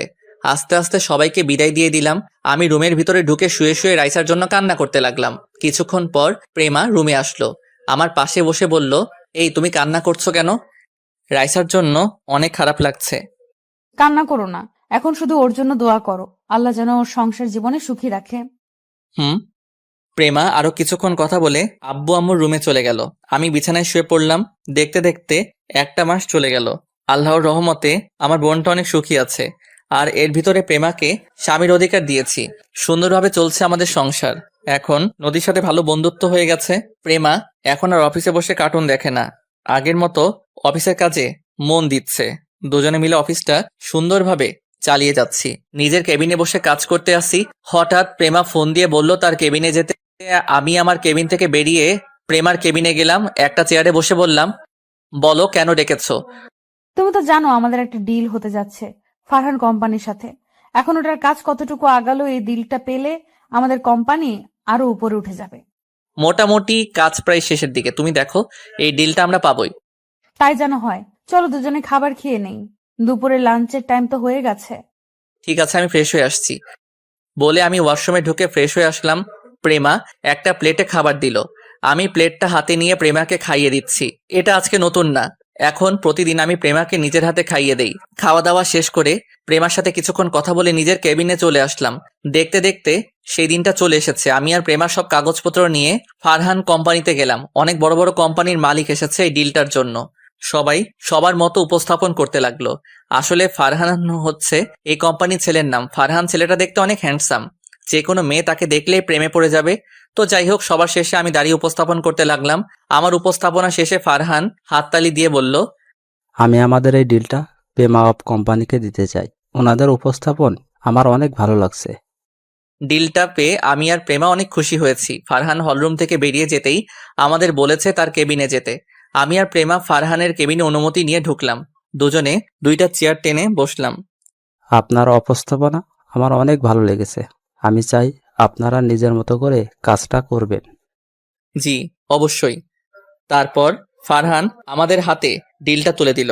আমরা ফারহানের কেবিন থেকে বেরিয়ে অফিসের বাইরে চলে আসলাম, গাড়ি নিয়ে নিজেদের অফিসে যেতে লাগলাম। তখন প্রেমা বলল, আমাদের কোম্পানিটা এখন বাংলাদেশের টপে উঠে যাবে। ঠিক বলছো, এতদিনের পরিশ্রম বৃথা যায়নি। কথা বলতে বলতে অফিসে চলে আসলাম। দেখতে দেখতে আরো 2টা মাস চলে গেল। আমাদের কোম্পানিটা এখন বাংলাদেশের টপের মধ্যে একটা। এই সবই হয়েছে আমার প্রেমার জন্য। আমার আর প্রেমার ভালোবাসা আগের মতোই আছে। রাতে শুয়ে শুয়ে মোবাইল টিপতে আসি, কিছুক্ষণ পর প্রেমার রুমে এসে আমাকে জড়িয়ে ধরে বলল, এই, তুমি অনেক দিন হয়েছে আমাকে আদর করো না, আজকে আমাকে অনেক আদর করতে হবে। এতদিন তো কাজের চাপে তোমাকে আদর করতে পারি নাই, আজকে তোমাকে মন ভরে আদর করব। তো করো, আমি তোমার আদর সবসময় পেতে চাই। আমিও আর শুয়ে না থেকে প্রেমার ঠোঁটের সাথে ঠোঁট লাগিয়ে দিলাম। দুজন দুজনকে জড়িয়ে ধরে কিস করতে লাগলাম। তারপর আমি আস্তে আস্তে হারিয়ে গেলাম অজানা ঠিকানায়। একদিন অফিসে বসে কাজ করতে আসি। আজকে প্রেমা অফিসে আসে নাই, কারণ আজকে প্রেমা তাদের বাসায় গেছে। তার আব্বু নাকি হঠাৎ অসুস্থ হয়ে পড়ছে। আমি বলছিলাম যাওয়ার জন্য, পরে প্রেমা বলল বেশি অসুস্থ না, ওষুধ খেলে ঠিক হয়ে যাবে। প্রেমা বিকেলের মধ্যে বাসায় ফিরে আসবে। আমি আর কিছু বললাম না। হঠাৎ কেউ একজন দরজার সামনে দাঁড়িয়ে বলল, ভেতরে আসতে পারি স্যার? আমি দরজার দিকে তাকিয়ে দেখি নদী। তখন আমি বললাম, আরে আসো। তা হঠাৎ আজকে অফিসে আসলে যে? অফিসের সামনে দিয়ে যাচ্ছিলাম, তখন ভাবলাম প্রেমা আর আপনার সাথে দেখা করে যাই, কিন্তু প্রেমাকে তো দেখছি না। ওর আব্বু হঠাৎ অসুস্থ হয়ে পড়ে, তাই প্রেমা তার বাবাকে দেখতে গেছে, এই জন্য আজকে অফিসে আসে নাই। ও আচ্ছা, আপনার হাতে কি তেমন কাজ আছে? না, তেমন কোনো কাজ নেই। কেন বলো তো? তাহলে চলুন দুজনে আজকে বাহির থেকে কফি খেয়ে আসি। সেটা মন্দ না, ঠিক আছে চলো। আমি আর নদী অফিস থেকে বেরিয়ে আমার গাড়ি করে একটা কফি শপে চলে গেলাম। গাড়ি পার্কিং করে আমি আর নদী কফি শপে ঢুকলাম। দুজনে একটা টেবিলে গিয়ে বসলাম। ওয়েটারকে বললাম 2টা কফি দিতে। কিছুক্ষণ পর ওয়েটার কফি দিয়ে গেল। আমি আর নদী কফি খাচ্ছি। হঠাৎ একটা টেবিলে চোখ পড়তেই আমি পুরো অবাক হয়ে গেলাম। আমি কাকে দেখছি, নিজের চোখকে বিশ্বাস করতে পারছি না। আর কেউ না, প্রেমা। দেখি ফারহান কোম্পানির ফারহানের সাথে বসে কফি খাচ্ছে আর দুজনে হেসে হেসে কথা বলছে। নদী এখনো দেখে নাই। আমি আর নদী কফি খেয়ে বাহিরে চলে আসলাম। নদীকে বিদায় দিয়ে অফিসে চলে আসলাম। নিজের কেবিনে মনমরা হয়ে বসে আছি। হঠাৎ রাফি আমার কেবিনে আসলো। একটা চেয়ারে বসে বলল, কিরে, তোকে কেমন মনমরা লাগছে? কি হয়েছে তোর? আজকে নিজের চোখে যেটা দেখলাম সেটা আমি কখনো প্রেমার কাছ থেকে আশা করি নাই। কি হয়েছে আমাকে একটু বলতো। আজকে প্রেমার বান্ধবী নদীকে নিয়ে একটা কফি শপে কফি খাচ্ছিলাম। তখন একটা টেবিলে দেখি প্রেমা আর ফারহান দুজনে বসে কফি খাচ্ছে আর হেসে হেসে কথা বলছে। তুই কোন ফারহানের কথা বলছিস? আরে, আগে আমাদের যে ডিলটা দিয়েছে ফারহান কোম্পানির মালিক, ফারহানকে দেখলাম। তার মানে কি প্রেমা আর ফারহানের ভিতরে কিছু চলছে? ফারহান ছেলেটা দেখতে অনেক সুন্দর। প্রেমা কি তার সুন্দর চেহারার প্রেমে পড়ে গেছে? আমার মনে হয় তোর কোথাও ভুল হচ্ছে। আর প্রেমাকে দেখে মনে হয় না অন্য ছেলের সাথে প্রেম করবে। তুই একটাবার প্রেমার সাথে কথা বলে দেখ। তুই ঠিকই বলছিস, আমি ওর সাথে এই ব্যাপারে কথা বলবো। ঠিক আছে, মন খারাপ করিস না, এখন কাজ কর, আমি নিজেই কাজ করি গিয়ে। ঠিক আছে, যা। রাফি আর কোনো কথা না বলে চলে গেল। আমি মোবাইলটা হাতে নিয়ে প্রেমাকে ফোন দিলাম। বলো। তুমি এখন কোথায় যাচ্ছ? আমি তো বাসায় যাচ্ছি, কেন বলো তো? তোমার আব্বুর কাছে অনেকক্ষণ আগে ফোন দিয়েছি। আব্বু বলছে তুমি নাকি বাসায় চলে গেছো, তাহলে এত দেরি কেন? আসলে তুমি কিছু মনে করো না, বাসায় যাওয়ার সময় হঠাৎ ফারহানের সাথে রাস্তায় দেখা। ফারহানের জোরাজোরিতে কফি খেয়ে আসতে লেট হয়ে গেল। আমাকে তো ফোন করে বলতে পারতে। আমি তো মনে করেছি বেশি সময় লাগবে না, কিন্তু কথা বলতে বলতে অনেক দেরি হয়ে গেছে। আর কথা না বলে থাকতে পারছি না, ওর কারণে আমাদের কোম্পানিটা এত উপরে উঠেছে। আচ্ছা ঠিক আছে, এখন বাসায় যাও, বলে ফোনটা কেটে দিলাম। আমি মনে মনে বললাম, প্রেমা তো ঠিক কথাই বলেছে, ফারহানের কারণে আমাদের কোম্পানিটা এত উপরে উঠেছে। আমি আর কিছু না ভেবে কাজে মন দিলাম। বিকেলে অফিস থেকে বাসায় গিয়ে কলিং বেল চাপ দিলাম। প্রেমা এসে দরজা খুলে দিল। তুমি এসেছো, যাও গিয়ে ফ্রেশ হয়ে নাও। ঠিক আছে। আমি আর কোনো কথা না বলে রুমে চলে আসলাম। ওয়াশরুমে ঢুকে ফ্রেশ হয়ে বিছানায় শুয়ে মোবাইল টিপতে লাগলাম। কিছুক্ষণ পর প্রেমা রুমে আসলো, হাতে 2টা কফি নিয়ে। আমার পাশে বসে একটা কফি আমাকে দিল। আমি মোবাইল টিপতে আসছি আর কফি খাচ্ছি। তখন প্রেমা বলল, তুমি আমার উপরে রাগ করে আছো? না, আমি কারোর ওপর রাগ করে নেই। তাহলে তুমি আমার সাথে কথা বলছো না কেন? আমি তো ফারহানের সাথে কথা বলতে চাইনি। আমি এখন ও ব্যাপারে তোমার সাথে কথা বলছি। আমার এমনি ভালো লাগছে না। তোমার কি শরীর খারাপ? আমার কোলে মাথা দাও, আমি তোমার মাথায় হাত বুলিয়ে দিচ্ছি। না থাক, লাগবে না, এমনি ঠিক হয়ে যাবে। তোমার না লাগলেও আমার লাগবে। বলে আমার মাথাটা প্রেমার কোলে নিয়ে গেল। আমার মাথায় প্রেমা হাত বুলিয়ে দিচ্ছে। আমার কাছে অনেক ভালো লাগছে। পরের দিন সকালে সবাই মিলে নাস্তা করছি। হঠাৎ প্রেমা মাথা ঘুরে পড়ে গেল। আমি প্রেমাকে কোলে নিয়ে দ্রুত গাড়িতে শুয়ে দিয়ে হাসপাতালে নিয়ে আসলাম। আমার আব্বু আম্মু এসেছে। ডাক্তার প্রেমাকে কেবিনের ভিতরে নিয়ে গেল। শ্বশুর শাশুড়িকে ফোন দিয়ে হাসপাতালে আসতে বললাম। কিছুক্ষণ পর শ্বশুর শাশুড়ি হাসপাতালে চলে আসলো। রাসেল, প্রেমার কি হয়েছে? আব্বু, চিন্তা করবেন না, হঠাৎ মাথা ঘুরে পড়ে যায়। আমি ওকে দ্রুত হাসপাতালে নিয়ে আসি। ডাক্তার ভিতরে প্রেমাকে দেখছে, এখনো বাহিরে আসে নাই। কিছুক্ষণ পর একজন ডাক্তার বেরিয়ে আসলো। আমি ডাক্তারের কাছে গিয়ে বললাম, ডাক্তার, আমার প্রেমার কি হয়েছে? তখন ডাক্তার হাসতে হাসতে বলল, আরে চিন্তার কোনো কারণ নেই, আপনাদের জন্য একটা খুশি সংবাদ আছে। খুশির সংবাদ মানে? মানে হলো আপনি বাবা হতে চলেছেন, এখনই সবাইকে মিষ্টি খাওয়ান। ডাক্তার, আপনি সত্যি বলছেন আমি বাবা হতে চলেছি? তবে ওকে বাড়ি কাজ করতে দেওয়া যাবে না, এতে আপনার সন্তানের ক্ষতি হতে পারে। ঠিক আছে ডাক্তার, আমরা কি প্রেমার সাথে দেখা করতে পারি? অবশ্যই, আর আপনারা এখনই তাকে বাসায় নিয়ে যেতে পারেন। ধন্যবাদ ডাক্তার। ডাক্তার আর কোনো কথা না বলে চলে গেল। আমরা সবাই প্রেমার কেবিনে ঢুকলাম। সবাই অনেক খুশি। আব্বু আম্মু, দাদা দাদি হবে, শ্বশুর শাশুড়ি, নানা নানি হবে। আম্মু গিয়ে প্রেমার পাশে বসে বলল, এখন কেমন লাগছে মা? মাথাটা কেমন ঘুরছে। সমস্যা নেই, কিছুক্ষণ পর ঠিক হয়ে যাবে। আরো কিছুক্ষণ কথা বলে প্রেমাকে বাসায় নিয়ে আসলাম। শ্বশুর শাশুড়ি তাদের বাসায় চলে গেল। আমি প্রেমাকে বিছানায় শুয়ে কিছুক্ষণ রেস্ট নিতে বললাম। 2 দিন পর সবাই বসে রাতের খাবার খাচ্ছি। তখন প্রেমা বলল, আব্বু আম্মু, আমি কালকে থেকে অফিসে বসতে চাই। তুমি তো অসুস্থ, তুমি কিভাবে অফিসের কাজ করবে? আমি এখন সুস্থ আছি, আর হতে এখনো অনেক দেরি আছে। তুমি কি পারবে অফিসে কাজ করতে? আমি না পারলে তুমি তো আছো। ঠিক আছে মা, তুমি যা বলবে তাই হবে। আমিও আর কিছু বললাম না। খাবার খেয়ে নিজের রুমে চলে আসলাম। রুমে এসে বিছানায় শুয়ে মোবাইল টিপতে লাগলাম। কিছুক্ষণ পর প্রেমা রুমে আসলো। আমাকে পিছন থেকে জড়িয়ে ধরলো। আচ্ছা প্রেমা, তুই বাচ্চা না হওয়া পর্যন্ত বাসায় থাকলে কি হয়? আমি বাসায় থেকে কি করব? আমার বাসায় ভালো লাগছে না, আর এখনো তো অনেক দেরি আছে বাচ্চা হতে। ঠিক আছে, এখন শুয়ে পড়ো। তারপর প্রেমা আমাকে জড়িয়ে ধরে শুয়ে পড়লো। এইভাবে দেখতে দেখতে 1 মাস চলে গেল। ফারহানের সাথে আমাদের বন্ধুত্ব হয়ে গেছে। কয়দিন পর পর আমাদের অফিসে আসে। আজকে ফারহান প্রেমাকে অফিসের কি কাজের জন্য রেস্টুরেন্টে ডাকছে। আমাকে বলছে যাওয়ার জন্য, তবে অফিসের কাজের চাপের জন্য আমি যেতে চাইনি। প্রেমা একা গেছে গাড়ি নিয়ে। আমি অফিসে বসে কাজ করতে লাগলাম। এবার একটু ওদিক থেকে ঘুরে আসি। প্রেমা আর ফারহানের মধ্যে কি কথা হচ্ছে? বলো, কি কাজের জন্য ডেকেছো? ফারহান এবার একটা গোলাপ নিয়ে প্রেমার সামনে হাঁটু গেড়ে বসে বলতে লাগলো, রেস্টুরেন্টে তারা দুজন এবং রেস্টুরেন্টের লোক ছাড়া কেউ নেই।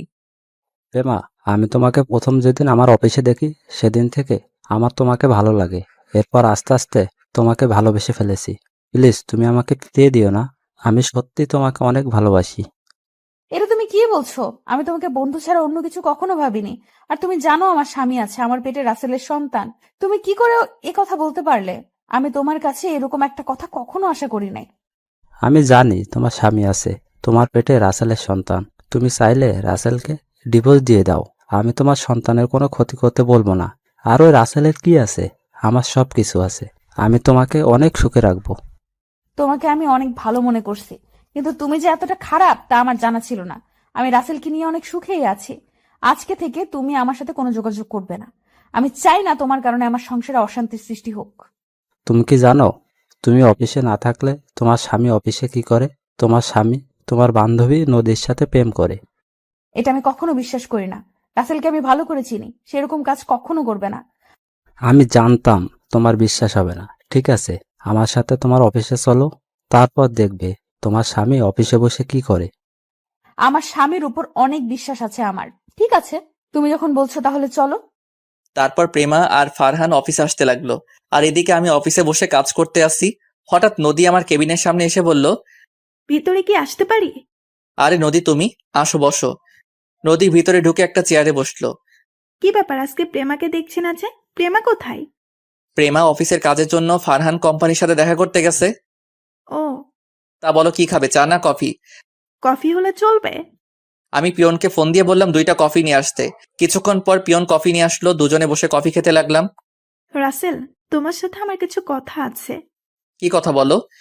আসলে তোমাকে যেদিন না বুঝে থাপ্পড় মারি, সেদিন থেকে আমার কেমন জানি লাগছে। তোমার সাথে কথা বলতে আমি তোমাকে ভালোবেসে ফেলেছি। এটা তুমি কি বলছো নদী? আমার বিয়ে হয়ে গেছে, আর প্রেমা যদি এটা জানতে পারে তাহলে তোমাকে অফিসে আর আসতে দিবে না এবং তোমার সাথে বন্ধুত্ব নষ্ট করে দিবে। তোমাকে সত্যি আমি অনেক ভালোবেসে ফেলেছি, প্লিজ তুমি আমাকে ফিরিয়ে দিও না। তুমি প্রেমার বান্ধবী দেখে কিছু করলাম না, তা না হলে এখনই ঘাট ধাক্কা দিয়ে অফিস থেকে বের করে দিতাম। ঠিক আছে, তুমি যখন আমাকে ভালোবাসতে পারবে না তাহলে আমাকে একটাবার জড়িয়ে ধরবে, প্লিজ। তুমি না করো না, আমি আর কখনো তোমার কাছে ভালোবাসার কথা বলবো না। আমি ভাবলাম জড়িয়ে ধরতে তো বলছে, এর থেকে তো বেশি কিছু বলে নাই। ঠিক আছে, শুধু বন্ধু বলে জড়িয়ে ধরতে বললাম। নদী চেয়ার থেকে উঠে আসলো, আমিও দাঁড়িয়ে গেলাম। আপনাদের একটা কথা বলে রাখি, নদীর কথাগুলো আমার কেমন খটকা লাগলো, তাই আমার মোবাইলের অডিও চালু করে রাখলাম। এতক্ষণ নদী আমার সাথে কি কথা বলছে সব মোবাইলে সেভ করে রাখলাম। নদী আমাকে জড়িয়ে ধরলো, হঠাৎ কেউ একজন হাততালি দিয়ে কেবিনের ভিতরে ঢুকলো। আমি নদীকে ছাড়িয়ে দেখি প্রেমা আর ফারহান আমাদের কেবিনে। প্রেমা, তুমি কখন আসলে? কেন? আমি আসাতে বুঝি তোদের সমস্যা হয়ে গেছে? প্রেমা, তুমি আমার কথাটা আগে শুনো। কি শুনবো তোর কথা? আমি তোকে অনেক বিশ্বাস করেছি, কিন্তু তুই শেষ পর্যন্ত আমাকে ধোকা দিলি কেন রে? আমি কি তোকে কম ভালোবাসা দিয়েছি তার জন্য তুই নদীর সাথে কেবিনে বসে রোম্যান্স করবি? প্রেমা, তুমি আমাকে ভুল ভাবছো, আমাদের মধ্যে কিছুই নেই। আগে আমার কথাটা শোনো। আমি তোর কোনো কথা শুনতে চাই না। তুই একটা ধোঁকাবাজ। তোকে ভালোবেসে বিয়ে করে আমি জীবনের বড় ভুল করেছি। আমি ধোঁকাবাজ না, আমি তোমাকে অনেক ভালোবাসি। এর ফাঁকে ফারহান আর নদী কেবিন থেকে বেরিয়ে চলে গেল। তাহলে এই ছিল তোর ভালোবাসা? লাস্ট পর্যন্ত আমার বান্ধবীর সাথে এরকম করলি? তুই আজকে বাসায় আয়, আমি তোর মতো বেইমানের সাথে আর সংসার করব না। এই বলে প্রেমা কেবিন থেকে বেরিয়ে গেল, আমাকে সত্যটা বলার সুযোগ দিল না। আমি দাঁড়িয়ে না থেকে প্রেমার পিছনে কেবিন থেকে বেরিয়ে আসলাম। অফিস থেকে বেরিয়ে দেখি প্রেমা গাড়ি চলে গেছে। আমি ম্যানেজারের গাড়ি নিয়ে প্রেমার পিছনে যেতে লাগলাম। যেতে যেতে দেখি প্রেমা তাদের বাসায় আসলো। প্রেমা বাড়ির ভিতরে ঢুকে গেল, আমি তার পিছনে বাসার ভিতরে ঢুকলাম। আমার আগে প্রেমা ভিতরে ঢুকে গেল। আমি গাড়ি পার্কিং করে দরজার সামনে দাঁড়িয়ে কলিং বেল চাপ দিলাম। কিছুক্ষণ পর শ্বশুরবাড়ির কাজের লোক দরজা খুলে দিল। আমি ভিতরে ঢুকে দেখি শ্বশুর শাশুড়ি সোফায় বসে কফি খাচ্ছে আর গল্প করছে। আমাকে দেখে শ্বশুর বলল, আরে রাসেল, প্রেমার কি হয়েছে? দেখলাম কান্না করতে করতে রুমে চলে গেল। তোমার সাথে কিছু হয়েছে? আসলে আব্বু, আমাদের মাঝে একটু ভুল বোঝাবুঝি হয়েছে, প্রেমা সত্যটা না জেনে আমাকে ভুল বুঝছে। কি এমন হয়েছে তোমাদের মধ্যে যে প্রেমা তোমাকে ভুল বুঝলো? আমি শ্বশুর শাশুড়িকে অডিওটা শোনালাম। তখন শ্বশুর বলল, আমার মনে হয় নদী তোমাদের সংসার ভাঙতে চেয়েছে। নদী আমাদের সংসার কেন ভাঙবে? আচ্ছা, নদীর সাথে তোমাদের কিছু হয়েছে? একদিন নদীর সাথে আমি অফিসে ধাক্কা খাই। সেদিন নদী আমাকে না চিনে গায়ে হাত তোলে। তখন প্রেমা এটা শুনে নদীকে 2টা থাপ্পড় মারে। তাহলে এটা নদীর সাজানো নাটক, তার থাপ্পড়ের প্রতিশোধ নিতে এমনটা করেছে। আমার মনে হয় তাই হবে। আগে প্রেমার ভুলটা ভেঙে দেই, তা না হলে অন্য কিছু করে বসবে। ঠিক আছে, যাও। আমি আর কোনো কথা না বলে উপরে প্রেমার রুমের সামনে এসে বললাম, প্রেমা দরজা খুলো, তুমি একটাবার আমার কথাগুলো শোনো। প্রেমা রুমের ভিতর থেকে বলল, তুই এখানে কেন এসেছিস? তুই আমাদের বাসা থেকে বেরিয়ে যা। আমি তোর সাথে কথা বলতে চাই না। আমি তোমার সাথে 2টা মিনিট কথা বলবো, তারপর তুমি আমাকে যেটা খুশি করো। আমি তোমাকে বাধা দিব না, একটাবার তুমি দরজাটা খোলো। প্রেমা কি বুঝে দরজা খুলে দিল। আমি ভিতরে ঢুকে দেখি প্রেমা বিছানায় বসে কান্না করছে। আমাকে বলল, কেন এসেছিস এখানে? তুই তো নদীর কাছে যা। আমাকে ফারহান বলেছে সব, তুই নাকি খারাপ, কিন্তু আমার তোর প্রতি বিশ্বাস ছিল। তুই এমন কাজ করবি না, কিন্তু অফিসে এসে নিজের চোখে যেটা দেখলাম তারপর আমার সব কিছু এলোমেলো হয়ে যায়। আমার সাথে নদীর কোনো সম্পর্ক নেই। তুমি জানো নদী আজকে অফিসে এসে আমাকে কি বলেছে? কি বলেছে নদী? তাহলে শুনো। আমি মোবাইল থেকে অডিও চালু করে দিলাম। প্রেমা অডিওটা শুনে এমন কিছু করবে আমি তো পুরো অবাক হয়ে গেলাম। প্রেমা আমার পা ধরে বলতে লাগলো, রাসেল, আমার ভুল হয়ে গেছে, তুমি আমাকে ক্ষমা করে দাও। আমি বুঝতে পারি নাই নদী যে তোমাকে এমন কিছু বলবে। তুমি যদি একটাবার আমার কথাগুলো শুনতে তাহলে এমন কিছু হতো না। আমি বুঝতে পারি নাই তুমি যখন নদীকে জড়িয়ে ধরেছো তখন এটা দেখে আমার পুরো দুনিয়া অন্ধকার হয়ে গেছে। আমি মনে করছি তুমি আমাকে ধোকা দিয়েছো। আচ্ছা, এসব কথা বাদ দাও। তোমার সাথে ফারহান অফিসে আসলো কেন? আজকে ফারহান আমাকে অফিসের কাজের জন্য ডাকে নাই। ফারহান আমাকে প্রপোজ করেছে, সে নাকি আমাকে ভালোবাসে। আমি প্রেমার কথা শুনে মাথা পুরো গরম হয়ে গেল। ফারহানকে অনেক ভালো মনে করেছি, আর সে আমার স্ত্রীকে ভালোবাসার কথা বলে। তখন আমি বললাম, তখন তুমি ওকে কি বলেছ? আমি তাকে মানা করছি আর বলেছি আমার সামনে আর কখনো না আসতে। ও বলেছে তোমাকে ডিভোর্স দিয়ে দিতে, আমার পেটের সন্তান সে লালন পালন করবে। আমি ভাবতে পারিনি ফারহান তোমাকে কথা বলবে।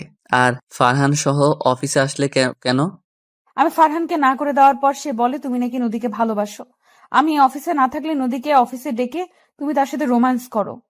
তখন তুমি তার কথা বিশ্বাস করলে? আমি ওকে বলেছি তুমি এমন কাজ কখনো করতে পারো না। তখন সে আমাকে বলল তার সাথে নাকি অফিসে আসতে। আর তখন অফিসে আসার পর কি হলো তুমি তো সব জানো। আমার একটা জিনিস মাথায় আসছে না, যখন তুমি আমাকে ভুল বুঝে নানান কথা বলছো, তখন নদী আর ফারহান কোনো কথা না বলে অফিস থেকে বেরিয়ে গেল কেন? তারা ওই সময় কিছু বলে নাই কেন? আমার মনে হয় নদী আর ফারহানের মধ্যে কিছু একটা আছে। তা না হলে ওরা কিছু না বলে চলে গেল কেন? নদী আর ফারহান আমাদের সংসার ভাঙার জন্য মনে হয় এমন করছে। নদী মনে হয় আমাদের উপর প্রতিশোধ নিতে ফারহানের সাথে হাত মিলিয়েছে। আমারও তাই মনে হয়। এখন কি করে ওদের ধরা যায়?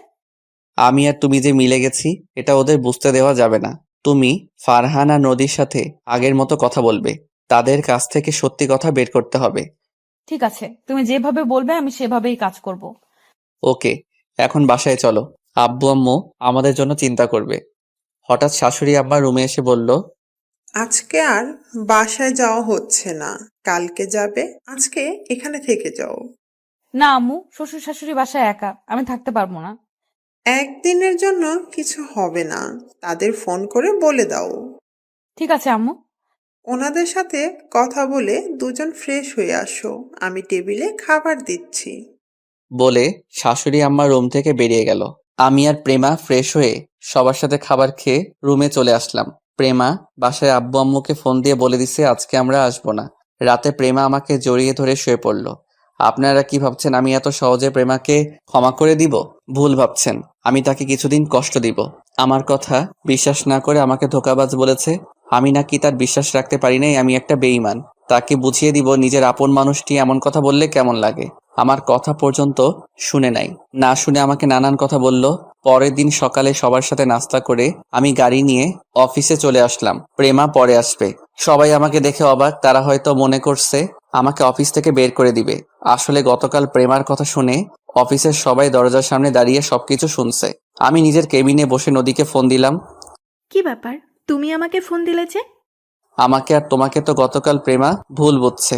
সে বলেছে আমাকে ডিভোর্স দিয়ে দিবে। এখন আমি কি করব বলো? তাহলে তুমি আমাকে বিয়ে করে নাও, আমি প্রেমার থেকে তোমাকে অনেক বেশি ভালোবাসা দিব। কিন্তু তোমার আব্বু আম্মু কি আমাকে মেনে নিবে? আমার যদি আগে একটা বিয়ের কথা শুনে।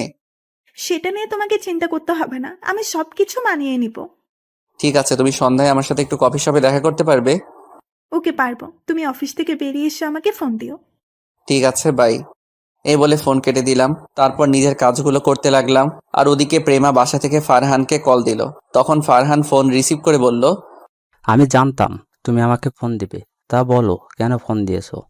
তুমি কি সত্যি আমাকে বিয়ে করবে নাকি রাসেলের মতো আমাকে ধোকা দিবে? তুমি আমার উপর বিশ্বাস রাখতে পারো, আমি কখনো তোমাকে ধোকা দিব না। ঠিক আছে, আমি রাসেলকে ডিভোর্স দিয়ে তোমাকে বিয়ে করব, তবে এখন নয়, আমার সন্তান হওয়ার পর। ফারহান মনে মনে বলতে লাগলো, আমি তোকে কিছুদিন ভোগ করব, তারপর এমনি তোকে ছেড়ে দিব। আমি তো নদীকে ভালোবাসি, তোদের সংসার ভাঙার জন্য এত কিছু করেছি, তো সাহস কি করে হলো আমার ভালোবাসা নদীর গায়ে হাত তোলার? তখন ফারহান বলল, ঠিক আছে, তুমি যা বলবে তাই হবে। আর প্রেমা মনে মনে বলতে লাগলো, তুই ভাবলি কেমন করে আমি রাসেলকে ডিভোর্স দিব? তোর কাছ থেকে সব সত্যি বাহির করে ছাড়বো। ওকে, ঠিক আছে, এখন অফিসে গিয়ে ওই রাসেলকে অফিস থেকে বের করে দিব। আমি তো তোমাকে আগেই বলেছি রাসেল ছেলেটা ভালো না, তুমি আমার কথা বিশ্বাস করলে না। আজ ওকে সবার সামনে অপমান করে অফিস থেকে বের করে দিবে। ঠিক আছে, বাই। এই বলে প্রেমা ফোন কেটে দিল। মনে মনে বলল, কুত্তার বাচ্চা, তো সাহস কি করে হয় আমার স্বামীকে অপমান করে বের করে দিতে বললি? রাসেল আমার জান। এই সব কিছু ভাবতে ভাবতে গাড়ি নিয়ে অফিসে চলে আসলো। আর আমি অফিসের কাজ করতে লাগলাম। প্রেমা আমার কেবিনে সোজা আসলো, একটা চেয়ারে বসে বলল, আমি ফারহানের সাথে কথা বলেছি। তো কি কথা বলেছ? তারপর আমাকে সব খুলে বলল। ওকে, এখন অফিসের সবার সামনে দিয়ে আমাকে অফিস থেকে বের করে দাও। আমি কিছুদিন অন্য জায়গায় থাকবো। কিন্তু তোমাকে ছাড়া আমি থাকবো কেমন করে? আরে আমাদের তো ফোনে কথা হবে। আর এই ফারহান আর নদীকে উচিত শিক্ষা না দিলে আমার মন কখনো শান্ত হবে না। আমি ওদের তিলে তিলে কষ্ট দিব। আমাদের সুখী সংসার ভাঙতে আসে। ঠিক আছে, এখন তুমি তৈরি হয়ে নাও। আমি প্রেমার কথা মতো নিজেকে ঠিক করে নিলাম। তারপর প্রেমা আমাকে কেবিন থেকে বের করে সবার সামনে বলল, তোকে অফিসে আসতে কে বলেছে? তোর মতো ছেলেকে আমি বিয়ে করে অনেক বড় ভুল করেছি। তুই এখনই অফিস থেকে বেরিয়ে যা। আমি সময় মতো তোর ডিভোর্স পেপার পাঠিয়ে দেব। প্রেমা, আমার ভুল হয়ে গেছে, আমাকে তুমি মাফ করে দাও। আর জীবনে এমন কাজ কখনো করব না। আমাকে আর একটাবার সুযোগ দাও। তোর মতো ছেলেকে বিশ্বাস করে আমি জীবনের বড় ভুল করেছি। আমি তোকে আর বিশ্বাস করি না। তুই এখনই বের হয়ে যা অফিস থেকে। ঠিক আছে, আমি চলে যাচ্ছি। তুমি ভালো থেকো। আমার থেকে ভালো ছেলে পেলে বিয়ে করে নিও। এ কথা বলে আমি অফিস থেকে বেরিয়ে গেলাম। আপনাদের মাথায় এখন কিছুই ঢুকবে না। গল্পের সাথে থাকুন, সব দেখতে পাবেন। আমাদের প্ল্যান কি করেছি। আমরা তাদের শাস্তি তো দিবই, আমরা আরো জিনিস তাদের সাথে করব। আমি অফিস থেকে বেরিয়ে একটা রিক্সা নিয়ে বাসায় চলে আসলাম। কলিং বেল চাপ দেওয়ার পর আম্মু এসে দরজা খুলে দিল। আমাকে দেখে বলল, কি রে রাসেল, তুই আজকে এত তাড়াতাড়ি অফিস থেকে চলে আসলি যে? প্রেমা কোথায়? আম্মু, আমি তোমাকে পরে সবকিছু খুলে বলবো। আমি আগে একটু রুমে গিয়ে ফ্রেশ হয়ে নিই। ঠিক আছে, যা। আমি আর কোনো কথা না বলে রুমে এসে ফ্রেশ হয়ে বিছানায় শুয়ে মোবাইলটা হাতে নিয়ে প্রেমাকে ফোন দিলাম। বলো। অফিসের লোকজন কিছু বলেছে? বলেছে। তারা বলল তোমার মতো ছেলেকে অফিস থেকে বের করে দিয়ে অনেক ভালো কাজ করেছি। এদের মতো ছেলেকে পুলিশে দেওয়া উচিত। তখন তুমি কি বলেছো? আমি ওদের বলেছি যার যার জায়গায় গিয়ে কাজ করতে। আমারটা আমি দেখে নেব। তুমি জানো ওদের কথা শুনে আমার অনেক খারাপ লাগছে। আমি কেবিনে এসে কান্না করে দিলাম। আরে এত কান্না করো কেন? পরে সবাইকে বুঝিয়ে বললে ঠিক হয়ে যাবে। আমাদের যত তাড়াতাড়ি সম্ভব কাজটা শেষ করতে হবে। আর আমাদের সন্তান তোমার পেটে। 2-3 মাস পর থেকে তো আর তুমি অফিসে আসতে পারবে না। ঠিক বলেছো। আচ্ছা এখন রাখি, ফারহান কল দিচ্ছে। ওকে, ঠিক আছে। আর আমি যেভাবে বলেছি সেভাবে কথা বলে যাবে। আমি সন্ধ্যায় নদীর সাথে দেখা করব। ওকে, ঠিক আছে, আল্লাহ হাফেজ। আল্লাহ হাফেজ বলে ফোনটা কেটে দিলাম। দুপুরে আব্বু আম্মুর সাথে বসে খাবার খেতে লাগলাম।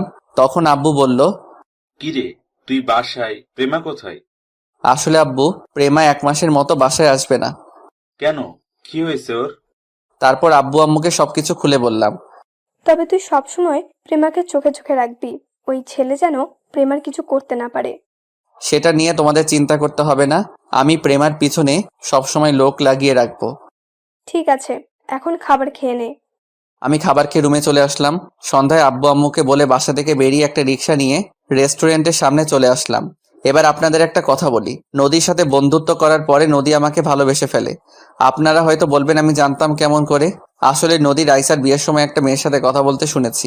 আমি তখন এটা ওটা জায়গায় নিয়ে সাজাতে গেলে তাদের কথাগুলো শুনতে পাই। নদীর সাথে মেয়েটা নদীকে বলেছে, ওর তো বউ আছে, দেখে মনে হচ্ছে দুজন দুজনকে পাগলের মতো ভালোবাসে। তুই তাকে কিভাবে মনের কথা বলবি? তখন নদী বলল, আমি আগে প্রেমার চোখে রাসেলকে খারাপ বানাবো, তারপর রাসেলকে আপন করে নিব। তখন ওই মেয়েটা বলল, তুই কিভাবে রাসেলকে প্রেমার চোখে খারাপ বানাবি? তখন নদী বলল, সেটা সময় হলেই জানতে পারবি। আরো অনেক কাহিনী আছে, সাথে থাকেন, দেখতে পাবেন। এখন আপনাদের মাথায় কিছুই ঢুকবে না। আমি রেস্টুরেন্টের ভিতরে ঢুকে একটা টেবিলের সামনে গিয়ে চেয়ার টেনে বসলাম। কিছুক্ষণ পর নদী আসলো। আমার সামনের চেয়ারে বসে বলল, বলো, কেন ডেকেছ? তোমার জন্য তো প্রেমা আমাকে ভুল বুঝেছে। আমাকে আজকে অফিস থেকে বের করে দিয়েছে। এখন আমি কি করব? সমস্যা নেই, তুমি আমাদের অফিসে কাজ করো, দুজনে মিলে অফিসটা চালাবো।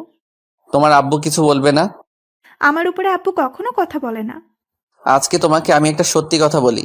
আসলে আমি তোমাকে অনেক আগে থেকেই ভালোবাসি, কিন্তু প্রেমার কারণে বলতে পারি না। প্রেমা সারাক্ষণ আমাকে প্যারার উপরে রাখে। কি, তুমি সত্যি বলছো? আমি সত্যি বলছি। তুমি জানো, আমিও তোমাকে অনেক আগে থেকে ভালোবাসি, কিন্তু প্রেমার জন্য বলতে পারি নাই। আসলে প্রেমাকে আমার একটু ভালো লাগে না। ওর থেকে মুক্তি পেয়ে অনেক ভালো লাগছে। প্রেমার আগে যদি তোমাকে দেখতাম তাহলে তোমাকে বিয়ে করতাম। তাহলে আমার কাজটা করা ঠিক হয়েছে? মানে, কি কাজ?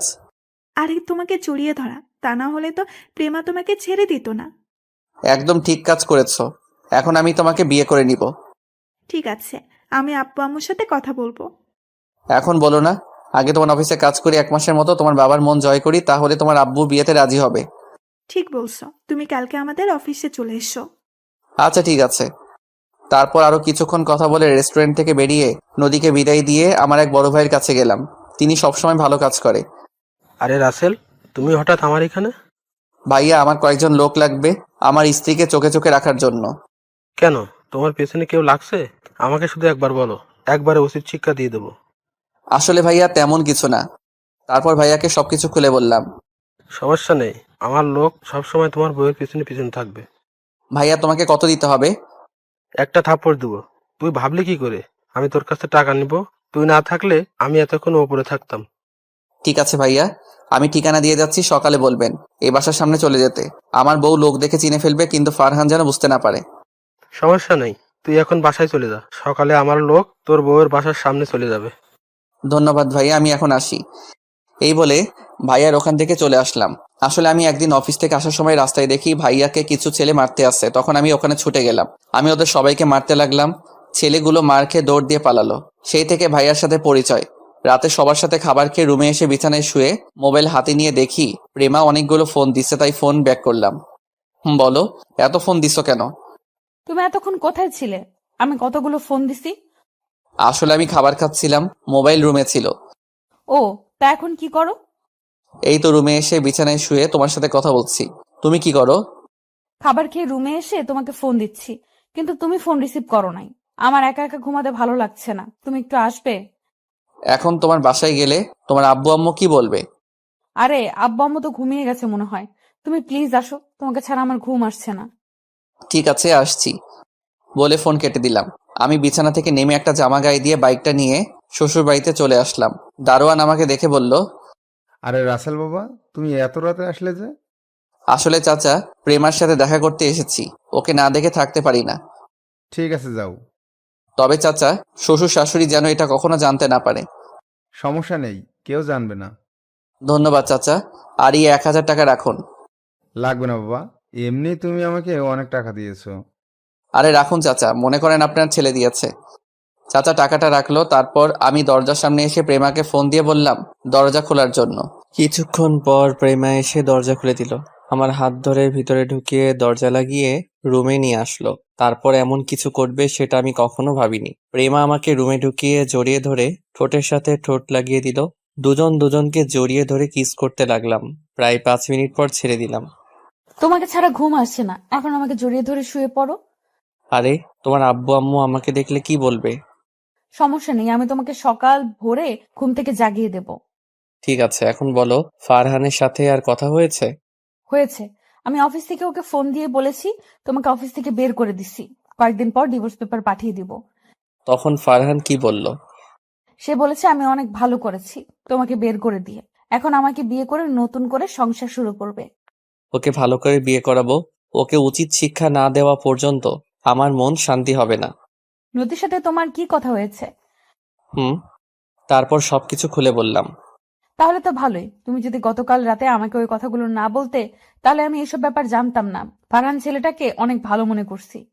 হুম, আর তোমাকে কালকে থেকে কিছু লোক ফলো করবে তোমার নিরাপত্তার জন্য। ফারহান যাতে কিছুই বুঝতে না পারে, ওকে তোমার শরীরে টাচ করতে দিবে না কখনো।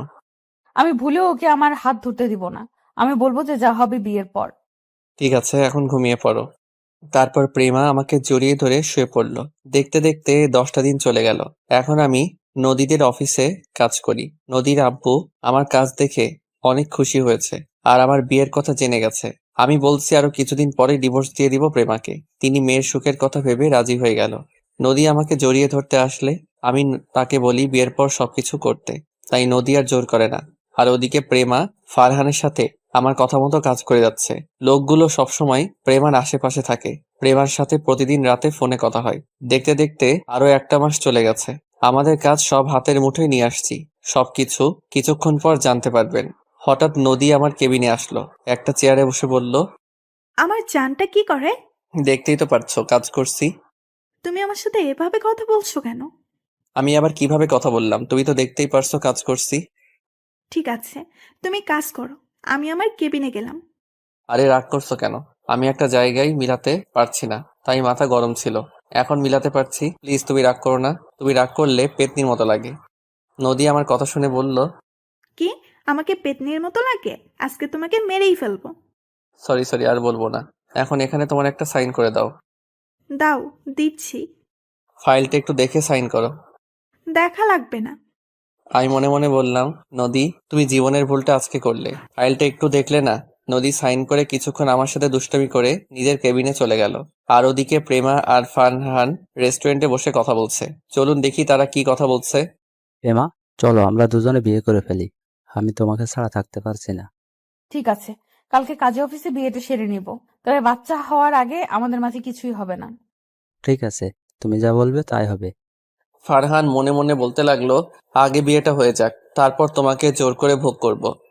ওকে, আজকে আমি বাসায় যাই, কালকে কাজে অফিসে চলে আসবে, বিকেল 5টায় আসবে, আমি তোমার জন্য অপেক্ষা করব। আচ্ছা ঠিক আছে। প্রেমা রেস্টুরেন্ট থেকে বেরিয়ে গাড়ি নিয়ে সোজা বাসায় চলে আসলো। রাতে প্রেমা আমাকে ফোন দিল। কেমন আছো, কি করো? আমি ভালো থাকি কি করে তোমাকে ছাড়া? আর 2-3টা দিন ধৈর্য ধরো, তারপর আবার আগের মতো থাকতে পারবে। আজকে আমি ফারহানকে বিয়ের কথা বলার আগে ফারহান নিজেই বলল আমি তাকে কালকে কাজে অফিসে আসতে বলেছি। ওকে, সমস্যা নেই, আমি কাজীর সাথে কথা বলে সবকিছু ঠিক রাখতে বলছি। ঠিক আছে, এখন বলো ওদের কি খবর? আজকে আমার কাজ শেষ হয়েছে, নদীর থেকে সাইন নিয়ে নিছি। এখন শুধু তোমারটার অপেক্ষা, ওটা হাতে আসলে আমাদের কাজ শুরু হয়ে যাবে। আমার না ভয় হচ্ছে যদি উল্টাপাল্টা কিছু হয়ে যায়। আরে কিছুই হবে না, আমি আছি তো তোমার পাশে। আচ্ছা, কালকে কথা বলবো, ফারহান ফোন দিচ্ছে। ঠিক আছে ভাই। এই বলে আমি ফোন কেটে দিলাম। আর ওইদিকে প্রেমা ফারহানের ফোন রিসিভ করার পর ফারহান বলল, কি ব্যাপার, তুমি কার সাথে কথা বলছিলে? আরে আমার অফিসের ম্যানেজার আঙ্কেল ফোন দিছে, অফিসের কাজের ব্যাপারে কথা বলছি। ও, তাই এখন কি করো? খাওয়া দাওয়া করেছো? খাওয়া দাওয়া হয়েছে, আর এখন তোমার সাথে কথা বলছি। তোমার খাওয়া দাওয়া হয়েছে? হয়েছে।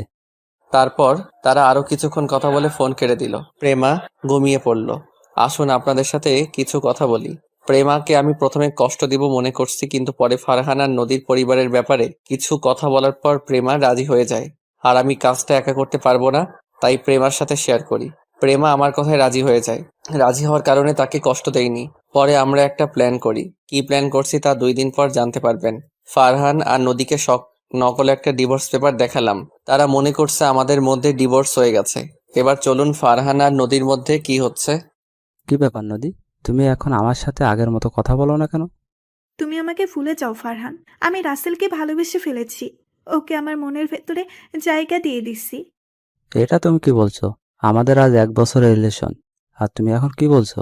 তোমার সাথে মিলে রাসেল আর প্রেমা সংসার ভাঙছি, আর এখন তুমি কি বলো? সেটার জন্য তোমাকে ধন্যবাদ। তুমি প্রেমাকে বিয়ে করে নাও, আমি রাসেলকে বিয়ে করে নিই। আমি তোমাকে ছাড়া থাকতে পারবো না। তুমি কেমন ছেলে আমার ভালো করেই জানা আছে। তুমি মেয়েদের ফাঁদে ফেলে তাদের জীবনটা নষ্ট করে নতুন আরেকটা ধরো। বাহ বাহ, তুমি আমার কথাই বললে? তুমি কেমন মেয়ে এটা আমি জানি না?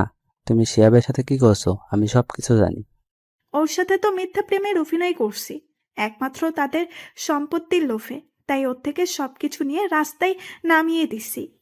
ও, তার মানে আমার সাথেও এমন কিছু করতে, তাই না? কিন্তু আমার কিছুই তো তুমি নিতে পারবে না। ঠিকই ধরেছিস। এখন ফোন রাখ, তোর সাথে কথা বলতে আমার ভালো লাগে না। এই বলে নদী ফোন কেটে দিল। আর ফারহান মনে মনে বলতে লাগলো, আরে নদী, তুই কি মনে করেছিস আমি তোকে হাড়ে হাড়ে চিনি? তাই তোর সাথে আমিও প্রেমের অভিনয় করে গেছি। এখন প্রেমাকে বিয়ে করে তাদের সব সম্পত্তি দখল করে নিব। তারপর প্রেমাকে ঘাট ধাক্কা দিয়ে বাসা থেকে বের করে দিব। পরের দিন বিকালে কাজী আমার কথা মতো সবকিছু ঠিক করে রেখেছে। প্রেমা আর ফারহান সাইন করলো, কিন্তু ফারহান সাইন করার আগে পেপারটা পড়ে দেখলো না। তারপর প্রেমা আর ফারহান কাজী অফিস থেকে বেরিয়ে যে যার বাসায় চলে আসলো। আর এদিকে আমি নিজের কেবিনে ক্যামেরা সেটিং করে নদীকে আমার কেবিনে আসতে বললাম। কিছুক্ষণ পর নদী আমার কেবিনের ভিতরে ঢুকে একটা চেয়ারে বসলো। তখন নদী বলল, বলো, কেন ডেকেছো আমাকে? আচ্ছা নদী, তুমি আমার কাছে একটা সত্যি কথা বলবে? কি কথা বলো? তুমি কি শিহাব নামে কাউকে চিনো? শিহাব নামে আমি একজনকে চিনতাম, কেন বলো তো? তুমি কি শিহাবকে ভালোবাসতে? আমি ওকে ভালোবাসতাম, তবে এখন আর ভালোবাসি না। এখন তোমাকে ভালোবাসি। ওর কথা আমি ভুলেই গেছি। তুমি কি তাকে সত্যিকারের ভালোবেসেছো? আসলে আমি তাকে সত্যিকারের ভালোবাসি নাই, তার সাথে প্রেমের অভিনয় করে তাদের সব সম্পত্তি দখল করে নিয়েছি। তুমি এটা ওর সাথে করলে কেন? এটা কি তুমি একাই করেছো? এটা আমি একা করি নাই, সাথে আমার বাবাও ছিল। আর ওর সাথে এটা করার কারণ, সে মেয়েদের নিয়ে মজা করতো, বেশি ভাব দেখাতো। তাই ওর সাথে প্রেমের অভিনয় করে আমি আর আব্বু ওদের সবকিছু নিয়ে রাস্তায় নামিয়ে দিছি। তাই বলে এমনটা করবে ওর সাথে? করেছি, বেশ করেছি। আচ্ছা, তুমি ওর কথা বলছো কেন? তুমি কি শিহাবকে চিনো? আমি ওকে চিনি না। গতকাল রাস্তায় হঠাৎ আমার গাড়ির সামনে এসে ধাক্কা খায়, তখন আমি তাকে হাসপাতালে নিয়ে যাই। তারপর আমাকে এই কথাগুলো বলল। ওর কথা তোমাকে চিন্তা করতে হবে না। এখন আমাদের বিয়ের ব্যাপারে চিন্তা করো। ঠিক আছে, কালকে আমি আব্বু আম্মুকে নিয়ে তোমাদের বাসায় যাব বিয়ের কথাবার্তা বলতে। ঠিক আছে, এখন আমি কেবিনে গেলাম, হাতে কিছু কাজ আছে। ওকে, যাও। নদী আর কোনো কথা না বলে কেবিন থেকে বেরিয়ে গেল। আমি বসে বসে কাজ করতে লাগলাম। সন্ধ্যায় গাড়ি নিয়ে আমি সোজা ফারহানের বাসায় চলে গেলাম। কলিং বেল চাপ দেওয়ার পর একজন কাজের লোক এসে দরজা খুলে দিল। আমাকে দেখে বলল, কাকে চাই? আমি ফারহানের আব্বুর সাথে একটু কথা বলতে চাই। ঠিক আছে, আপনি ভিতরে সোফায় বসুন, আমি সাহেবকে ডেকে দিচ্ছি। এই বলে কাজের লোক ভিতরে চলে গেল। আমি ভিতরে ঢুকে সোফায় বসলাম। কিছুক্ষণ পর ফারহানের আব্বু আসলো। আমাকে দেখে বলল, তুমি কে? তোমাকে তো চিনতে পারলাম না। আমাকে আপনি চিনবেন না, শুধু আপনাকে কিছু কথা জিজ্ঞেস করতে আসলাম। কি কথা বলো? শিল্পপতি নাজমুল হাসানকে চিনেন আপনি? চিনি, ও আমার বন্ধু ছিল, সে তো এখন বেঁচে নেই। ওনাকে তো আপনি মেরেছেন। আপনার কারণে উনি মরতে বাধ্য হলো। কেন করেছেন ওনার সাথে এমন কিছু? আপনি ওনার বন্ধু ছিলেন, বন্ধু হয়ে বন্ধুর ক্ষতি করতে আপনার একটু কষ্ট হয়নি? করেছি, বেশ করেছি। সে আমার থেকে উপরে উঠতে চাইছে, তাই ওকে রাস্তায় বসিয়ে দিলাম। এখন যদি আপনার নামে আমি থানায় মামলা করি তখন আপনার কি হবে? প্রমাণ সাক্ষী ছাড়া পুলিশ আমার কিচ্ছু করতে পারবে না। আর আমার হাত মন্ত্রী পর্যন্ত আছে, তুমি আমার কিছু করতে পারবে না। আমি আপনাকেও দেখে ছাড়বো। তোর সাহস তো কম না, তুই আমার বাড়িতে এসে আমাকে হুমকি দিচ্ছিস। আমি চাইলে এখনই তোকে থানায় ভরিয়ে দিতে পারি, কিন্তু আমি তা করব না। তুই এখনই আমার বাসা থেকে বেরিয়ে যা। ঠিক আছে, আমি চলে যাচ্ছি, তবে আমি আবার আসবো। এই বলে আমি বাসায় চলে আসলাম। রাতে আব্বু আম্মুর সাথে খাবার খাওয়ার সময় আব্বু বলল, কিরে, তোর কাজ কতটুকু আগালো? আব্বু কালকে সব শেষ হয়ে যাবে, আমাদের কাছে সব প্রমাণ চলে এসেছে। রাইসা ফোন করে বলল সামনের শুক্রবার বাসায় আসবে। ওরা কি বাইরে থেকে বাংলাদেশে আসছে? না, কালকে আসবে বলেছে। তোর মোবাইলে ফোন দিচ্ছে, কিন্তু তোকে বিজি পাইছে, তাই আমার মোবাইলে ফোন দিয়ে বলেছে। রাইসের সাথে কথা হয় না আজ 2 দিন হয়েছে। কি করবো বলো, ওদিকের কাজ করে সময় পাই না। ওটা সমস্যা নেই, তো কালকে পুলিশ সাথে করে নিবি। আব্বু। তারপর খাওয়া দাওয়া করে রুমে চলে আসলাম। বিছানায় শুয়ে প্রেমাকে ফোন দিলাম। ফোন দেওয়ার সাথে সাথেই রিসিভ করলো। আমার জানুটা কেমন আছে? তোমাকে ছাড়া ভালো থাকি কি করে? কালকে থেকে তো আমার সাথে থাকবে। আজকে রাতটা কষ্ট করো, তা কাগজপত্র সবগুলো আনছো? সব আমার সাথে আছে। আর ফারহানের সাথে আমি একটা ভিডিও করছি। ও আগে কার সাথে কি করছে সব কিছু আমাকে খুলে বলছে। আমি বলেছি তার কথা শুনে আমি তাকে ছেড়ে যাব না। তারপর সবকিছু খুলে বলছে। খুব ভালো করছো, কালকে সকালে বাসায় চলে আসবে। তোমাকে নিয়ে আর সাথে পুলিশ নিয়ে ফারহানা নদীর বাসায় যাব। আমার মন বলছে এখনই তোমার বাসায় চলে আসতে। না জানু, রাতটা কষ্ট করে কাটিয়ে সকালে চলে এসো। ঠিক আছে।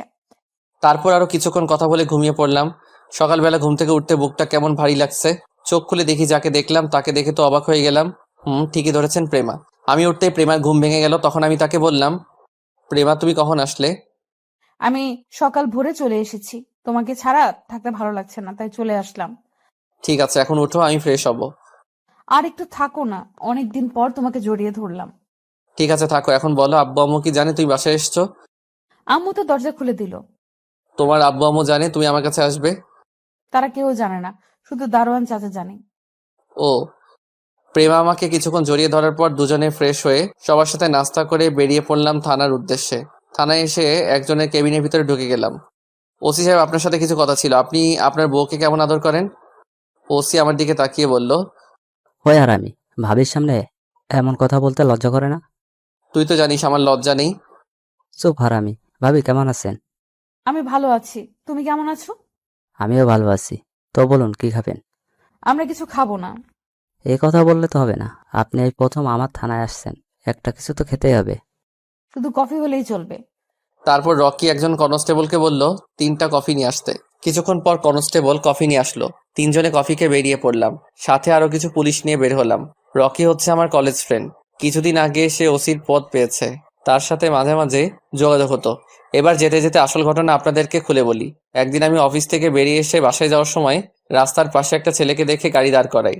আমি ছেলেটাকে দেখে মাথা নিচু করে বসে আছে।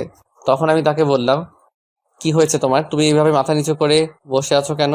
ছেলেটা মাথা ওঠার সাথে সাথে আমাকে দেখে বলল, আরে রাসেল, তুই? তোর সাথে অনেকদিন পর দেখা। আমার কথা বাদ দেই, কিন্তু তুই এখানে এইভাবে বসে আছিস কেন? এটা আমার কপালে লেখা ছিল। কি হয়েছে আমাকে খুলে বল। তোর জামা কাপড়ের এই অবস্থা কেন? তাহলে শোন, আমি নদী নামে একটা মেয়েকে ভালোবাসতাম। মেয়েটা আমার সাথে প্রেমের অভিনয় করে, আমাদের সব সম্পত্তি দখল করে নেয়। আমি তাকে অনেক বিশ্বাস করেছিলাম, কিন্তু সে আমার সাথে এমন কিছু করবে আমি কখনোই ভাবিনি। এটা তোর পাপের ফল। তোর যে সময় সবকিছু ছিল তখন তুই মানুষের সাথে কেমন আচরণ করতি, সেজন্য আল্লাহ তোর সাথে এমন করেছে। এখন বল, তোর আব্বু আম্মু কোথায়? আমার বাবার বন্ধু জাহিদ খান আব্বুর অফিস নিজের নামে করে নেওয়ার পর আব্বু হার্ট অ্যাটাক করে মারা যায়। এরপর শেষ সম্বল ছিল আমাদের বাড়িটা। এটা নদী এবং তার বাবা মিলে আমার থেকে দখল করে নেয়, কারণ বাড়িটা আমার নামে ছিল। কিছুদিন পর আব্বুর অফিসটা আমার নামে করে দিলেও কিন্তু তার আগে জাহিদ হাসান আমার আব্বুর থেকে নিয়ে যায়। সবকিছু হারিয়ে এখন কি করছিস? একটা ছোট বাসা ভাড়া নিয়ে আম্মু আর আমি থাকতাম। তারপর একটা অফিসে চাকরি নিই, কিন্তু সেই জায়গায় নদী আমার নামে নানান কথা বলে বসের কাছে। তারপর আমাকে অফিস থেকে বের করে দেয়। চাকরির জন্য অনেক জায়গায় ঘুরছি, কিন্তু কোথাও চাকরি পাইনি।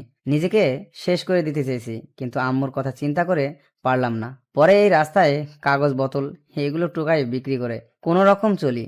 এখন আম্মু অনেক অসুস্থ, ডাক্তার বলেছে আম্মু চিকিৎসা করাতে অনেক টাকার প্রয়োজন, কিন্তু আমি টাকা কোথা থেকে ব্যবস্থা করব? তাই এখানে বসে চিন্তা করতে লাগলাম। এখন দেখছিস, যে সময় তোর সবকিছু ছিল তখন গরিবদের মানুষ মনে করতি না, আর এখন সবকিছু হারিয়ে রাস্তায় বোতল কাগজ কুড়িয়ে চলতে হয়। ঠিকই বলেছিস। তোকে দেখে মনে হচ্ছে অনেক টাকা পয়সার মালিক হয়ে গেছিস। আমাকে কিছু টাকা দিবি আর একটা চাকরির ব্যবস্থা করে দিবি। আমি চাকরি করে তোর সব টাকা দিয়ে দিব। ঠিক আছে, তুই আমার গাড়িতে ওঠ। আগে তোর আম্মুকে হাসপাতালে নিয়ে যাই, তারপর তোর ব্যবস্থা করব। তারপর শিহাবকে গাড়িতে উঠিয়ে তার ভাড়া বাসায় চলে গেলাম। বাসায় এসে দেখি শিহাবের আম্মু কেমন করে শুয়ে আছে। আমার দেখে অনেক মায়া লাগলো।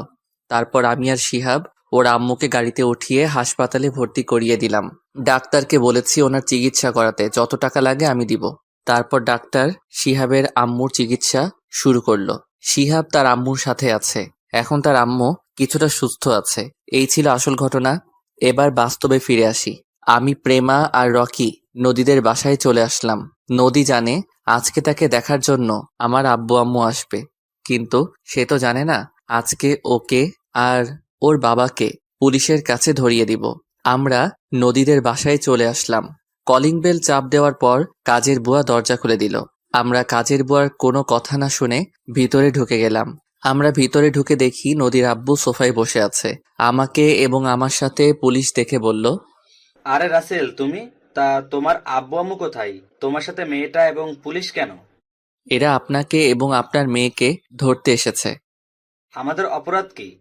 আপনি আর আপনার মেয়ে নদী অভিনয় করে শিহাবের বাড়ি দখল করে নিয়েছেন, সেজন্য পুলিশ আপনাদের ধরতে এসেছে। তুমি হয়তো জানো না, পুলিশ প্রমাণ ছাড়া কাউকে ধরতে পারে না।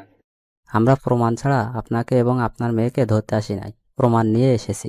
আর এই রাসেল আপনাদের নামে থানায় মামলা করেছে। হঠাৎ নদী রুম থেকে বেরিয়ে এসে বলল, রাসেল, এখানে কি হচ্ছে? আর প্রেমা, তুই এখানে? সাথে দেখি পুলিশ এসেছে। পুলিশ এমনি আসে নাই, তোকে আর তোর বাপকে থানায় নিয়ে যেতে আসছে। আমাদের অপরাধ? তোরা কি অপরাধ করছিস এই দেখ। তারপর নদী আমার সাথে যে কথা বলল সবগুলো দেখালাম। তখন নদী বলল, রাসেল, তুমি আমার সাথে বেইমানি করলে। আমি তোমাকে বিশ্বাস করে সবকিছু খুলে বলছি। বিশ্বাস তো আমার ফ্রেন্ড শিহাব ও তোদের করেছে। বিনিময়ে তোরা কি করছিস ওর সাথে? তার শেষ সম্বল বাড়িটাও নিয়ে নিলি, তুই আর তোর বাপ। চিন্তা করিস না নদী, আমাদের থানায় বেশিক্ষণ আটকে রাখতে পারবে না। টাকা দিলে এমনি আমাদের ছেড়ে দিবে। আপনি ভুল ভাবছেন, কারণ এখন আপনাদের কিছুই নেই। আমি জানি আপনার সব সম্পদের মালিক নদী, তাই ওর কাছ থেকে সবকিছু সাইন করে নিয়ে নিছি। এখন আপনি রাস্তার ফকির। আপনারা যেভাবে শিহাব থেকে অভিনয় করে সব সম্পত্তি দখল করে নিছেন, আমিও আপনার মেয়ের সাথে অভিনয় করে সবকিছু লিখে নিছি। আমাদের কি ক্ষমা করে দেওয়া চাই না? আমরা আর এমন ভুল কখনো করব না। আমি কেন, শিহাবও তোদের ক্ষমা করবে না। রকি, তাদের নিয়ে যা। এই, এদের থানায় নিয়ে চলো। রকির কথা মতো পুলিশ নদী আর নদীর বাবাকে ধরে নিয়ে বাহিরে চলে গেল। বাহিরে আসার পর গাড়ি নিয়ে ফারহানের বাসায় যেতে লাগলাম। সাথে নদী আর নদীর বাপ ছিল। কিছুক্ষণ পর আমরা তাদের বাসায় চলে আসলাম। আমরা সবাই দরজার সামনে দাঁড়িয়ে কলিং বেল চাপ দিলাম। কাজের বুয়া এসে দরজা খুলে দিল। এখানেও কোনো কথা না বলে ভিতরে ঢুকে গেলাম। ভিতরে ঢুকে দেখি বাপ ছেলে সোফায় বসে কফি খাচ্ছে আর গল্প করছে। আমাদের দেখে ফারহান বলল, আরে প্রেমা, তুমি হঠাৎ আমার বাসায়? আবার সাথে দেখি রাসেল এবং পুলিশ, মানে কি? সেটা কিছুক্ষণ পর বুঝতে পারবি। তুই আবার এসেছিস আমার বাসায়, সাথে পুলিশ নিয়ে এসেছিস। তুই জানিস আমি একটা ফোন দিলে তোর সাথে পুলিশ ভয়ে বেরিয়ে যাবে। তাই নাকি মিস্টার জাহিদ হাসান? তো দেখি আপনি কাকে ফোন দিবেন। আমি এখান থেকে এক পাও লড়বো না। ফারহানের আব্বু মোবাইল নিয়ে কাকে যেন ফোন দিল। তখন তার সাথে কথা বলে রকির কাছে ফোন দিল। নেই, কথা বল। হ্যালো, কে বলছেন? আমি বর্তমান মন্ত্রী বলছি। যদি চাকরি হারাতে না চাও তাহলে এখনই হাসান সাহেবের বাসা থেকে বেরিয়ে যাও। তোমাকে আমি গুলি করে মারবো। আমাকে তুমি চাকরির ভয় দেখাচ্ছ? আরে রকি, তুই তা বাবা জাহিদকে কেন ধরতে গেলি? তারপর সবকিছু খুলে বলল। বাবা আমি এসব জানতাম না, তুই ওকে ধরে থানায় নিয়ে আয়, পরেরটা আমি দেখছি। ঠিক আছে আব্বু। এই বলে ফোন কেটে দিল। তখন ফারহানের আব্বু রকিকে বলল, তুই মন্ত্রীকে আব্বু বললি কেন? আমার আব্বুকে আব্বু বলবো না তো কি বলবো? মানে? কারণ তোর মন্ত্রী বন্ধু হচ্ছে আমার জন্মদাতা আব্বু। আমার ছোট থেকে শখ বড় হয়ে আমি পুলিশ অফিসার হব। আব্বু চাইলে আমাকে অফিসার বানিয়ে দিতে পারতো তার ক্ষমতা দিয়ে, কিন্তু আমি ক্ষমতা দিয়ে অফিসার হতে চাই না, নিজের যোগ্যতা অর্জন করে হব। এখন বর্তমানে ওসি হয়েছি। আমি তো কিছুই বুঝতে পারছি না, আমাদের কেন ধরতে আসলো? তুই মেয়েদের সাথে প্রেমের অভিনয় করে তাদের দেহ ভোগ করে ছেড়ে দিস, এটা হয়েছে তোর অপরাধ। আর তোর বাবার অপরাধ বন্ধুর সাথে বেইমানি করে তার কোম্পানি নিজের করে নেয়া। তাই তোদের পুলিশ ধরে নিয়ে যেতে এসেছে। এখন হয়তো টাকার বড়াই দেখাবি, কিন্তু সেটাও এখন তোদের নেই, কারণ তোদের এখন সবকিছু আমাদের হাতে। আমি বলছি যখন তোকে কাজে সাইন করতে বলছে তখন তোদের সব সম্পত্তির দলিল ছিল ওটা, আর তুই না বুঝে সাইন করে দিছিস। আর আমার আর রাসেলের ডিভোর্স হয়নি, তোকে নকল পেপার দিয়েছি। এখন তোরা রাস্তার ফকির। তা জাহিদ হাসান, এখন আপনার টাকা ক্ষমতা গেল কোথায়? আপনি যে রকম বন্ধুর সাথে বেইমানি করছেন, তেমন আমার স্ত্রী আপনার ছেলের সাথে প্রেম এবং বিয়ের অভিনয় করে সবকিছু নিয়ে নিচ্ছে। আমরা জানি আপনার সয় সম্পদ আপনার ছেলের নামে। আচ্ছা, তুই যে আমাদের নামে এত কিছু বলছিস, তোর কাছে কি প্রমাণ আছে? তারপর ফারহানের আব্বুর ভিডিও এবং ফারহানের সাথে প্রেমার কথা বলার ভিডিও দেখালাম। রকি সবাইকে থানায় নিয়ে গেল। আমি আর প্রেমা বাসায় চলে আসলাম। আজ 5 দিন পর ফারহানকে 10 বছরের কারাদণ্ড দেওয়া হয়েছে। তার আব্বু আম্মুকে যাবজ্জীবন কারাদণ্ড দেওয়া হয়েছে। আর নদী এবং তার আব্বু আম্মুকে 20 বছরের কারাদণ্ড দেওয়া হয়েছে। এখন আমি আর প্রেমা হাসপাতালে যাচ্ছি। শিহাবের আম্মু এখন পুরোপুরি সুস্থ আছে। আজকে তাদের রিলিজ দিবে। হাসপাতালে গিয়ে শিহাব আর ওর আম্মুকে বাহিরে এনে গাড়িতে করে তাদের বাসার সামনে চলে আসলাম। সবাই গাড়ি থেকে নামার পর শিহাব বলল, রাসেল, তুই আমাদের এখানে এসেছিস কেন? এই বাসা তো নদী এবং তার আব্বু আমার থেকে নিয়ে গেছে। আগে তাদের ছিল, এখন তোদের হয়ে গেছে। মানে? মানে হলো, শিহাব কোনো কথা না বলে আমাকে জড়িয়ে ধরে কান্না করে দিল। তখন আমি বললাম, এই পাগল, কান্না করছিস কেন? তুই আমাদের জন্য এত কিছু করছিস, আমাদের বাড়ি ফিরিয়ে দিয়েছিস। শুধু বাড়ি না, তোদের কোম্পানিও আমি ফিরে এনেছি। এই হচ্ছে তোদের সম্পত্তির দলিল। বাবা, তুমি আমাদের জন্য যা করেছো, আমরা কখনো তোমার ঋণ শোধ করতে পারবো না। এখানে কিন্তু আমিও আছি। তুমি তো আমার কথা মতো সবকিছু করেছো। করেছি, তুমি তো করো নাই। ঠিক আছে, আমরা দুজনে করছি। তো যাওয়ার আগে শিহাব তোকে একটা কথা বলে যাই, কখনো গরিব দুঃখীদের অবহেলা করবি না, তাদের পাশে সবসময় দাঁড়াবি। তুই তো দেখছিস গরিব হলে কেমন কষ্ট, তাই এগুলো মাথায় নিয়ে সামনে এগিয়ে যাবি। আমি তোর কথা অক্ষরে অক্ষরে পালন করব। তারপর শিহাব আর তার আম্মুকে ভিতরে নিয়ে গেলাম। পরের দিন অফিসের সবকিছু বুঝিয়ে দিলাম। দেখতে দেখতে সেই দিনটা চলে আসলো। মানে প্রেমাকে হাসপাতালে নিয়ে আসা হলো। আজকে সকালে হঠাৎ প্রেমার ব্যথা উঠে। তারপর প্রেমাকে হাসপাতালে নিয়ে আসি। ডাক্তার অপারেশন রুমে আছে। প্রায় 1 ঘন্টা পর ডাক্তার বেরিয়ে আসলো। আমরা সবাই ডাক্তারের কাছে গেলাম। ডাক্তার, আমার স্ত্রীর কি অবস্থা? ভয়ের কোনো কারণ নেই। আপনার স্ত্রীর মেয়ে হয়েছে, আপনি বাবা হয়েছেন। সবাইকে মিষ্টি খাওয়ান। সত্যি বলছেন ডাক্তার? সত্যি। আমরা কি তার সাথে দেখা করতে পারি? অবশ্যই পারবেন। এ কথা বলে ডাক্তার চলে গেল। আমরা সবাই কেবিনের ভিতরে ঢুকলাম। আব্বু আম্মু শ্বশুর শাশুড়ি আমার মেয়েকে কোলে নিয়ে আদর করতে আসে। সবাই বলছে মেয়েটা আমার মতো হয়েছে। আব্বু আম্মু শ্বশুর শাশুড়ি কিছুক্ষণ থেকে কেবিন থেকে বেরিয়ে গেল। আমি আমার মেয়েকে কোলে নিয়ে প্রেমার পাশে বসলাম। তখন প্রেমা বলল, মেয়ে হওয়াতে তুমি খুশি না? কে বলছে আমি খুশি না? আমি অনেক খুশি হয়েছি। কিন্তু আমি খুশি হতে পারি নাই। কেন? আমি ভেবেছি তোমার মতো একটা ছেলে হবে, কিন্তু হয়েছে মেয়ে। তো কি হয়েছে? মেয়ে হচ্ছে ঘরের লক্ষ্মী। তা ঠিক আছে, কিন্তু এখন তো আমার আদর কমে যাবে। তুমি এখন তোমার মেয়েকে সবসময় আদর করবে।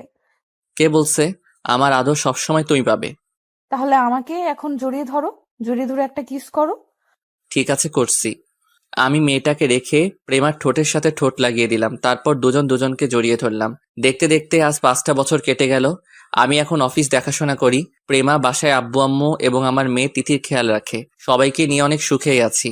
শিহাব এর ফাঁকে বিয়ে করছে, তার একটা ছেলে আছে। রিয়া আর রাফির বিয়ে হয়ে গেছে। রিয়ার যমজ 2টা মেয়ে হয়েছে, আর রাইসার একটা ছেলের সন্তান হয়েছে। আমার বোন স্বামী এবং ছেলের সন্তান নিয়ে অনেক সুখে আছে। রাইসা কিছুদিন আগে আমাদের বাসা থেকে বেরিয়ে গেল। এবার আসি রকির কথায়। আমি, রাফি, শিহাব এবং রকি আমরা সবাই একসাথে পড়াশোনা করছি। রকি ছেলেটা অনেক ভালো। তার বাপ মন্ত্রী থাকার পরেও কোনো অহংকার নেই তার ভিতর।